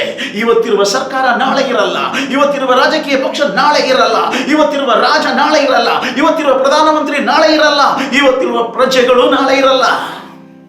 ಎಲ್ಲವೂ ಕದಲಿ ಹೋಗುತ್ತೆ. ಆದರೆ ಕದಲಲಾರದಂತ, ಯಾರಿಂದಲೂ ಕದಲಿಸಲಾರದಂತ ಒಂದು ರಾಜ್ಯ ಇದೆ. ಅದು ದೇವರ ರಾಜ್ಯ. ಆ ರಾಜ್ಯವನ್ನು ಹೊಂದುವುದಕ್ಕೋಸ್ಕರವಾಗಿ ನಾವು ಎದುರು ನೋಡುತ್ತಾ ಇದ್ದೇವೆ. ಹಾಗೆ ಎದುರು ನೋಡುವವರಿಗೆ ಆದ್ದರಿಂದ ಯಾರು ಕದಲಿಸಲಾರದ ರಾಜ್ಯವನ್ನು ಹೊಂದುವವರಾದ ನಾವು ಕೃತಜ್ಞತೆಯುಳ್ಳವರಾಗಿದ್ದು ಆತನಿಗೆ ಸಮರ್ಪಕವಾದ ಆರಾಧನೆಯನ್ನು ಭಕ್ತಿಯಿಂದಲೂ ಭಯದಿಂದಲೂ ಮಾಡೋಣ. ಪ್ರಿಯರೇ, ನಾವು ಜೀವಸ್ವರೂಪನಾಗಿರುವ ಪರಮಾತ್ಮನಿಗೆ ಸಲ್ಲಿಸತಕ್ಕ ಆರಾಧನೆಯನ್ನು ಭಯದಿಂದಲೂ ಭಕ್ತಿಯಿಂದಲೂ ಮಾಡೋಣ. ಹೇಗೆ? ಆತನಿಗೆ ಮೆಚ್ಚುಗೆಯಾದ ಪ್ರಕಾರ ಒಳ್ಳೆಯದನ್ನು ಮಾಡಬೇಕೆಂದು ತಿಳಿದವನು ಈ ದಿವಸಗಳಲ್ಲಿ ಒಳ್ಳೆಯದನ್ನು ಮಾಡುವವನಾಗು. ಪರಿಶುದ್ಧನು ಇನ್ನೂ ತನ್ನನ್ನು ಪರಿಶುದ್ಧಪಡಿಸಿಕೊಳ್ಳಲಿ. ಜೀವಿತವನ್ನು ಸರಿಪಡಿಸಿಕೊಳ್ಳಬೇಕಾದವನು ಆತ್ಮಶೋಧನೆ ಮಾಡಿಕೊಂಡು ಪಶ್ಚಾತ್ತಾಪವುಳ್ಳವರಾಗಿ ಶುದ್ಧ ಮನಸ್ಸಾಕ್ಷಿಯನ್ನು ಹೊಂದಬೇಕಾದ ಪ್ರತಿಯೊಬ್ಬೊಬ್ಬರು ಈ ದಿವಸಗಳಲ್ಲಿ ಸಿದ್ಧರಾಗೋಣ. ಪ್ರಿಯರೇ, ಪರಲೋಕದ ಭಾವವುಳ್ಳವರಾಗಿ ಮಾರ್ಪಡೋಣ. ಯಾಕೆ? ನಮ್ಮ ದೇವರು ದಹಿಸುವ ಅಗ್ನಿಯಾಗಿದ್ದಾನೆ. ನಮ್ಮ ದೇವರು ದಹಿಸುವ ಅಗ್ನಿಯಾಗಿದ್ದಾನೆ. ದಹಿಸುವ ಅಗ್ನಿಯಾಗಿರುವ ದೇವರನ್ನ ನಾವು ಭಯದಿಂದಲೂ ಭಕ್ತಿಯಿಂದಲೂ ಸೇವಿಸೋಣ. ಕಾಟಾಚಾರಕ್ಕೆ ಒಂದು ಆರಾಧನೆ ಅಲ್ಲ ಇಲ್ಲಿ ಹೇಳುವಂಥದ್ದು, ಧಾರ್ಮಿಕವಾದ ಒಂದು ಆಚರಣೆ ಅಲ್ಲ ಇಲ್ಲಿ ಹೇಳುವಂಥದ್ದು. ಪೂರ್ಣ ಹೃದಯದಿಂದ ನಡತೆಯನ್ನು ಸರಿಪಡಿಸಿಕೊಂಡು ಪಶ್ಚಾತ್ತಾಪ ಉಳ್ಳವರಾಗಿ ಪರಿಶುದ್ಧತೆಯನ್ನು ಧರಿಸಿಕೊಂಡವರಾಗಿ ದೇವರಲ್ಲಿ ಪೂರ್ಣ ಭರವಸೆ ಉಳ್ಳವರಾಗಿ ಆತನನ್ನು ಆರಾಧಿಸೋಣ. ಹಾಗಿದ್ರೆ ಯಾರಿಂದಲೂ ಕದಲಿಸಲಾರದಂಥ ರಾಜ್ಯವನ್ನು ನೀನು ಹೊಂದುತ್ತೀಯ. ಮಾತ್ರವಲ್ಲ, ಈ ಲೋಕದಲ್ಲಿ ಬಾಳುವಷ್ಟು ಕಾಲ ಕೊರೋನಾ ಬಂದ್ರೂ ದೇವರು ನಿನ್ನನ್ನು ಕಾಪಾಡ್ತಾನೆ. ಕಷ್ಟಗಳು ಬಂದ್ರೂ ನಿನ್ನ ಅಗತ್ಯತೆಗೆ ತಕ್ಕದ್ದನ್ನು ಆತನು ಪೂರೈಸಿಕೊಡ್ತಾನೆ. ಯೆಹೋವ ಈರೇ. ಆರಾಧನೆ ಮಾಡುವವನೇ, ನಿತ್ಯ ಜೀವವನ್ನು ಹೊಂದುವುದಕ್ಕಾಗಿ ನೇಮಿಸಲ್ಪಟ್ಟವನಾಗಿರುವುದರಿಂದ ಆರಾಧನೆಯನ್ನು ಮಾಡು. ಆರಾಧನೆ ಮಾಡುವವನೇ, ದೇವರು ಕೊಟ್ಟ ದರ್ಶನ ನೆರವೇರಿಸುವುದಕ್ಕೋಸ್ಕರವಾಗಿ ಆರಾಧನೆಯನ್ನು ಮಾಡು. ಆರಾಧನೆಯನ್ನು ಮಾಡುವವನೇ, ದರ್ಶನಗಳ ನೆರವೇರುವಿಕೆಗೆ ಈ ಆರಾಧನೆಯನ್ನು ಮಾಡು. ಆರಾಧನೆ ಮಾಡುವವನೇ, ನಿನಗೆ ಬೇಕಾದ್ದು ಒದಗಿ ಬರುವುದಕ್ಕಾಗಿ ಆರಾಧನೆಯನ್ನು ಮಾಡು. ಈ ಹಗಲಿನ ವೇಳೆಯಲ್ಲಿ ಆರಾಧನೆಯ ಅವಶ್ಯಕತೆಯನ್ನು ಅರ್ಥ ಮಾಡಿಕೊಳ್ಳೋಣ. ನಾವು ದೇವರನ್ನ ಆರಾಧಿಸುವಂಥದ್ದು, ದೇವರು ಬಹಳ ಆರಾಧನೆಯಲ್ಲಿ ಹಸಿವೆಗೊಂಡವನಾಗಿರುವುದರಿಂದಲ್ಲ, ದೇವರಿಗೆ ಉಪಕಾರ ಮಾಡುವುದಕ್ಕಾಗಿ ಅಲ್ಲ ನೀನು ಆರಾಧನೆ ಮಾಡಬೇಕಾಗಿರುವಂಥದ್ದು. ನಿನಗಾಗಿ, ನಿನ್ನ ಸಂತತಿಗಾಗಿ ದೇವರು ಇಟ್ಟ ವಾಗ್ದಾನವನ್ನು ಹೊಂದಿಕೊಳ್ಳುವುದಕ್ಕೋಸ್ಕರ ನೀನು ದೇವರನ್ನ ಆರಾಧಿಸಬೇಕು. ಆರಾಧನೆಯನ್ನು ಪ್ರಾರಂಭ ಮಾಡಿದ್ದು ದೇವರಲ್ಲ, ಮನುಷ್ಯರು. ಅವರು ಸ್ವತಃ ದೇವರು ನನಗೆ ಇಷ್ಟೊಂದು ಉಪಕಾರ ಮಾಡಿದ್ದಾನೆ, ಆತನು ಸೃಷ್ಟಿಕರ್ತನಾಗಿದ್ದಾನೆ, ಆರಾಧನೆ ಹೊಂದುವುದಕ್ಕೆ ಅವನು ಯೋಗ್ಯನಿದ್ದಾನೆ ಎಂದು ಅರಿತು ಜನರು ದೇವರನ್ನ ಆರಾಧನೆ ಮಾಡುವುದಕ್ಕೆ ಪ್ರಾರಂಭಿಸಿದರು. ಆ ಆರಾಧನೆಯನ್ನು ಮಾಡುವಾಗ ದೇವರು ಹೇಳಿದರು, ನಿನ್ನ ಆರಾಧನೆಯಲ್ಲಿ ನಾನು ಮೆಚ್ಚುವುದಕ್ಕಿಂತ ಆರಾಧಿಸುವ ನಿನ್ನಲ್ಲಿ ಮೆಚ್ಚುವ ಹಾಗೆ ನಡೆದುಕೋ. ಆರಾಧನೆ ಮಾಡುವ ನಿನ್ನಲ್ಲಿ ದೇವರು ಮೆಚ್ಚುವ ಹಾಗೆ ನೀನು ನಡ್ಕೊಂಡಾಗ ನಿನ್ನ ಆರಾಧನೆಯನ್ನು ದೇವರು ಮೆಚ್ಚುವವನಾಗಿದ್ದಾನೆ. ಮಾತ್ರವಲ್ಲ, ಆರಾಧನೆಯ ಪರಿಣಾಮವಾಗಿ ಯೆಹೋವ ಈರೆ, ಎಲ್ಲವೂ ಒದಗಿ ಬರುವಂತೆ ದೇವರು ಮಾಡುವವನಾಗಿದ್ದಾರೆ. ಈ ಸಮಯದಲ್ಲಿ ಪೂರ್ಣವಾಗಿ ಒಪ್ಪಿಸಿಕೊಡೋಣ. ಈ ದಿವಸಗಳಲ್ಲಿ ಪ್ರಿಯ ಸಹೋದರ, ನಿನ್ನ ಆರಾಧನೆಯು ನಿನ್ನ ಕೊರತೆಗಳನ್ನು ನೀಗಿಸುವಂಥದ್ದಾಗಿದೆ. ನಿನ್ನ ಆರಾಧನೆಯು ನಿನಗೆ ಬೇಕಾದ್ದೆಲ್ಲ ಸಹಾಯ ಒದಗಿ ಬರುವಂತೆ ಮಾಡುವಂಥದ್ದಾಗಿದೆ. ನಿನ್ನ ಆರಾಧನೆಯು ನಿನಗೆ ಸೌಖ್ಯವನ್ನು ಉಂಟು ಮಾಡುವಂಥದ್ದಾಗಿದೆ. ಹಾಲೆಲೂಯ್ಯ. ನಿನ್ನ ಆರಾಧನೆ, ನಿನ್ನ ಸಮರ್ಪಣೆ, ಆರಾಧನೆ ಅಂದರೆ ಸಮರ್ಪಣೆ. ಹಾಲೆಲೂಯ್ಯ. ನಿನ್ನ ಸಮರ್ಪಣೆ, ಪೂರ್ಣ ಹೃದಯದಿಂದ ಕೂಡಿದ ನಿನ್ನ ಸಮರ್ಪಣೆ ನಿನ್ನನ್ನು ನಿತ್ಯ ಜೀವಿತಕ್ಕೆ ಯೋಗ್ಯನು ಎಂದು ಸ್ಥಿರಪಡಿಸುವಂಥದ್ದಾಗಿದೆ. ಹೌದು, ಕರ್ತನು ಬರುವಾಗ, ಪ್ರಿಯರೇ, ಕರ್ತನ ಬರೋಣ ಬಹಳ ಹತ್ತಿರವಾಗಿದೆ. ಆತನ ತುತ್ತೂರಿ ಧ್ವನಿ ಆಕಾಶದಲ್ಲಿ ಮೊಳಗುತ್ತದೆ. ಸೈರನ್. ಇಸ್ರಾಯೇಲಿನಲ್ಲಿ ಯುದ್ಧ ನಡೆಯುವಾಗ ದೊಡ್ಡ ಸೈರನ್ ಮೊಳಗ್ತಾ ಇದೆ. ಅದೇ ಪ್ರಕಾರ ಯುಗದ ಸಮಾಪ್ತಿಯಲ್ಲಿ ಅಥವಾ ನಮ್ಮ ಕರ್ತನಾದ ಯೇಸು ಕ್ರಿಸ್ತನ ಪ್ರತ್ಯಕ್ಷತೆಯಲ್ಲಿ ನಮ್ಮನ್ನ ಪರಲೋಕಕ್ಕೆ ಒಯ್ಯುವುದಕ್ಕಾಗಿ ಆತನು ಆಕಾಶದಲ್ಲಿ ಪ್ರತ್ಯಕ್ಷನಾಗುವಾಗ ಸೈರನ್ ಮೊಳಗುತ್ತದೆ, ತುತ್ತೂರಿ ಮೊಳಗ್ತದೆ. ಆಗ ನಾವು ಒಯ್ಯಲ್ಪಡಬೇಕು. ನಾವು ಯಾರೂ ಕೂಡ ಕೈ ಬಿಡಲ್ಪಡಬಾರದು. ಕೈ ಬಿಡಲ್ಪಟ್ಟರೆ ವೆರಿ ನೆಕ್ಸ್ಟ್ ಡೇ ದುಷ್ಟ ಸೈತಾನನ, ಅಭಿಷಿಕ್ತನಾಗಿರುವ ಸೈತಾನ ಎಂದು ತುಂಬಲ್ಪಟ್ಟಂಥ ಆಂಟಿ ಕ್ರೈಸ್ತನ ಆಳ್ವಿಕೆ ಈ ಭೂಮಿಯಲ್ಲಿ ಪ್ರಾರಂಭ ಆಗುತ್ತೆ. ಅವನು ಸುಮ್ಮನೆ ಬಿಡಲ್ಲ. ಆ ಸೈತಾನು ಕೊಡುವಂಥ, ಆ ದುಷ್ಟ ಶಕ್ತಿಯು, ದುಷ್ಟ ವ್ಯಕ್ತಿಗಳು ಕೊಡುವಂಥ ಸಕಲ ಹಿಂಸೆಗಳನ್ನು ಈ ಭೂಮಿಯಲ್ಲಿ ಅನುಭವಿಸಿ ಕೊರಗಬೇಕಾಗುತ್ತೆ. ಇದುವರೆಗೂ ಲೋಕದ ಮನುಷ್ಯರು ಕಂಡು ಕೇಳರಿಯದ ಮಹಾ ಸಂಕಟವು, ಮಹಾ ಹಿಂಸೆಯು ಆ ಕಾಲದಲ್ಲಿ ಮಾನವ ಕುಲಕ್ಕೆ ಆಗ್ತದೆ. ಆದರೆ ಅಂಥ ಮಹಾ ಸಂಕಟದಲ್ಲಿ ತನ್ನ ಮಕ್ಕಳು ಹಾದು ಹೋಗಕೂಡದು, ಅದರಿಂದ ತಪ್ಪಿಸಿಕೊಳ್ಳಬೇಕೆಂದು ಅದಕ್ಕಿಂತ ಮುಂಚೆ ಕರ್ತನು ಬಂದು ತನ್ನವರನ್ನ ಯಾರಿಂದಲೂ ಕದಲಿಸಲಾರದ ರಾಜ್ಯಕ್ಕೆ ಒಯ್ಯುವವನಾಗಿದ್ದಾನೆ. ಆದ್ದರಿಂದ ಪ್ರಿಯರೇ, ನಾವು ಈ ದಿವಸಗಳಲ್ಲಿ ಸಿದ್ಧರಾಗೋಣ. ನಮ್ಮ ಆರಾಧನೆಯು ನಮ್ಮ ಸಿದ್ಧತೆಯಾಗಲಿ, ನಮ್ಮ ಆರಾಧನೆಯು ನಮ್ಮ ಜೀವಿತವಾಗಲಿ.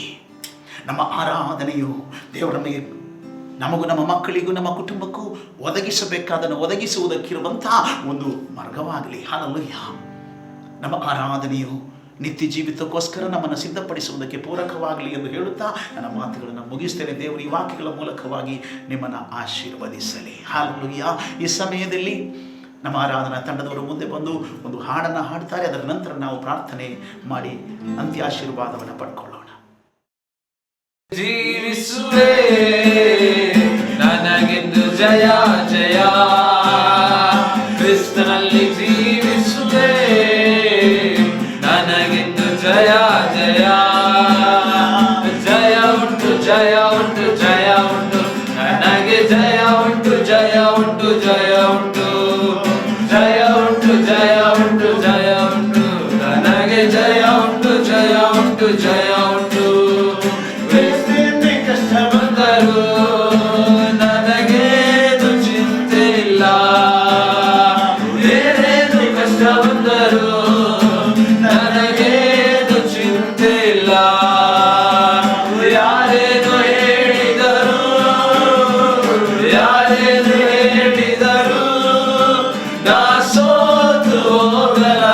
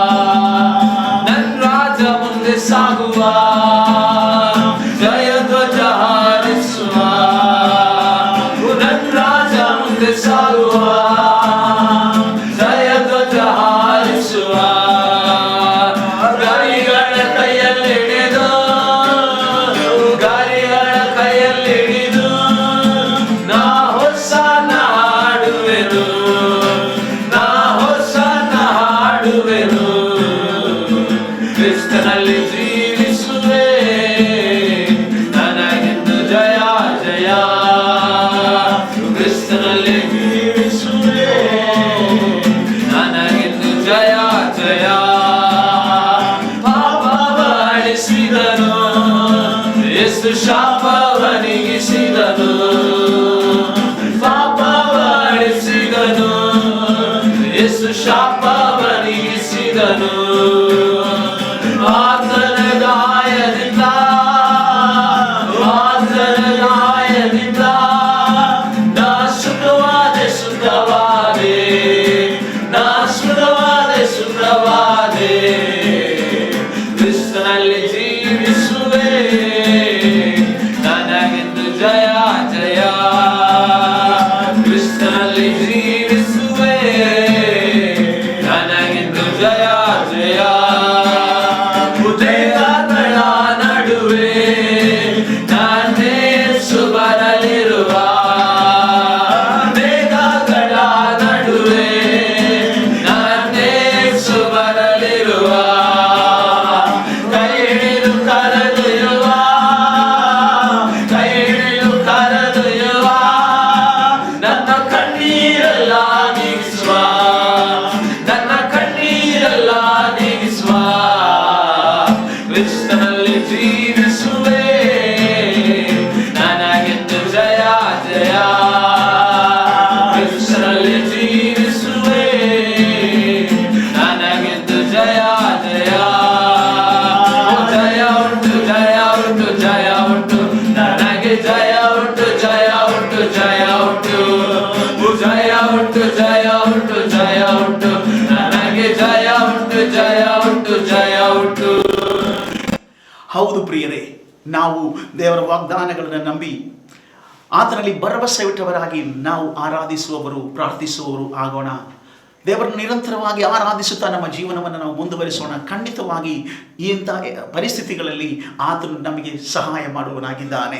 ಆತನು ನಮಗೆ ಬೇಕಾದನ್ನು ಒದಗಿಸಿ ಕೊಡುವನಾಗಿದ್ದಾನೆ. ಮಾತ್ರವಲ್ಲ, ಆತನು ವಾಗ್ದಾನ ಮಾಡಿದ ಹಾಗೆ ಮೇಘಗಳ ನಡುವೆ ಆತನು ಇಳಿದು ಬಂದು ನಮ್ಮ ಕೈಗಳನ್ನು ಹಿಡಿದು ನಮ್ಮನ್ನು ಕರೆದೊಯ್ಯುವವನಾಗಿದ್ದಾನೆ. ಈ ಭರವಸೆಯಿಂದ ನಾವಿರೋಣ, ನಾವು ಪರಿಶುದ್ಧರಾಗೋದಕ್ಕೆ ಪರಿಶ್ರಮಿಸೋಣ.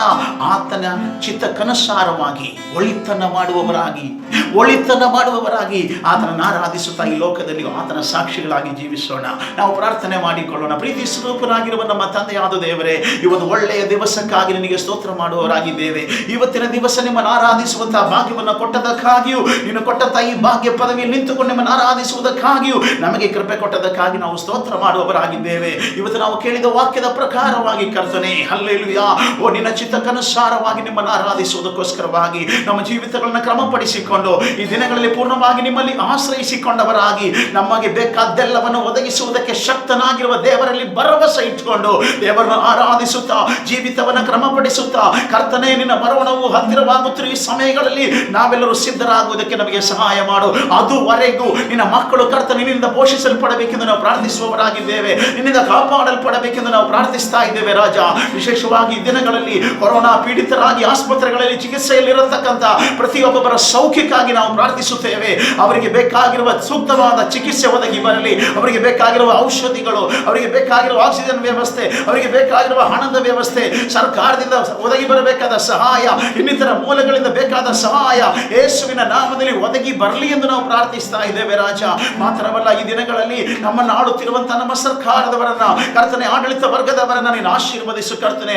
ಸೂಕ್ತವಾದ ತೀರ್ಮಾನವನ್ನು ತೆಗೆದುಕೊಳ್ಳುವುದಕ್ಕಾಗಿ, ಜನರಿಗೆ ಸೂಕ್ತವಾದ ಸಹಾಯವನ್ನು ಒದಗಿಸಿಕೊಡೋದಕ್ಕೋಸ್ಕರವಾಗಿ ಜನಸಾಮಾನ್ಯರಿಗೂ, ರೋಗಿಗಳಾಗಿರುವಂತವರಿಗೂ, ಆರೋಗ್ಯ ಸೇವಾ ಕಾರ್ಯಕರ್ತರುಗಳಿಗೂ, ಕರ್ತನೆ ಇಲಾಖೆಗೆ ಸಂಬಂಧಪಟ್ಟ ಪ್ರತಿ ಒಬ್ಬೊಬ್ಬರಿಗೂ ತಕ್ಕದಾದ ಎಲ್ಲ ವ್ಯವಸ್ಥೆಗಳನ್ನ ಕಲ್ಪಿಸಿಕೊಡುವುದಕ್ಕಾಗಿ ಸರ್ಕಾರವನ್ನು ನೀನು ಬಲಪಡಿಸಬೇಕೆಂದು, ಆಡಳಿತದಲ್ಲಿರತಕ್ಕಂಥ ಪ್ರತಿ ಒಬ್ಬೊಬ್ಬರನ್ನ ಕರ್ತನ ಜ್ಞಾನದಿಂದ ತುಂಬಿಸಿ, ಆರೋಗ್ಯ ಬಲದಿಂದ ತುಂಬಿಸಿ, ಸಂರಕ್ಷಣೆಯನ್ನು ಕೊಟ್ಟು ಕಾಪಾಡಬೇಕೆಂಬುದಾಗಿ ನಾವು ಪ್ರಾರ್ಥಿಸ್ತಾ ಇದ್ದೇವೆ. ವಿಶೇಷವಾಗಿ ಈ ದಿನಗಳಲ್ಲಿ ಕರ್ತನೆ, ಅಲ್ಲಿ ದೊಡ್ಡ ಚಂಡಮಾರುತವು ಎದ್ದು ಬಂದಿರುವಾಗ, ಅನೇಕ ಕಡೆ ವಿಪರೀತವಾದ ಮಳೆ ಮತ್ತು ಪ್ರಳಯದ ವಾತಾವರಣ ಉಂಟಾಗಿರುವಾಗ, ದೇವರೇ ನಿನ್ನಲ್ಲಿ ನಾವು ಮೊರೆ ಹೋಗುತ್ತಾ ಇದ್ದೇವೆ.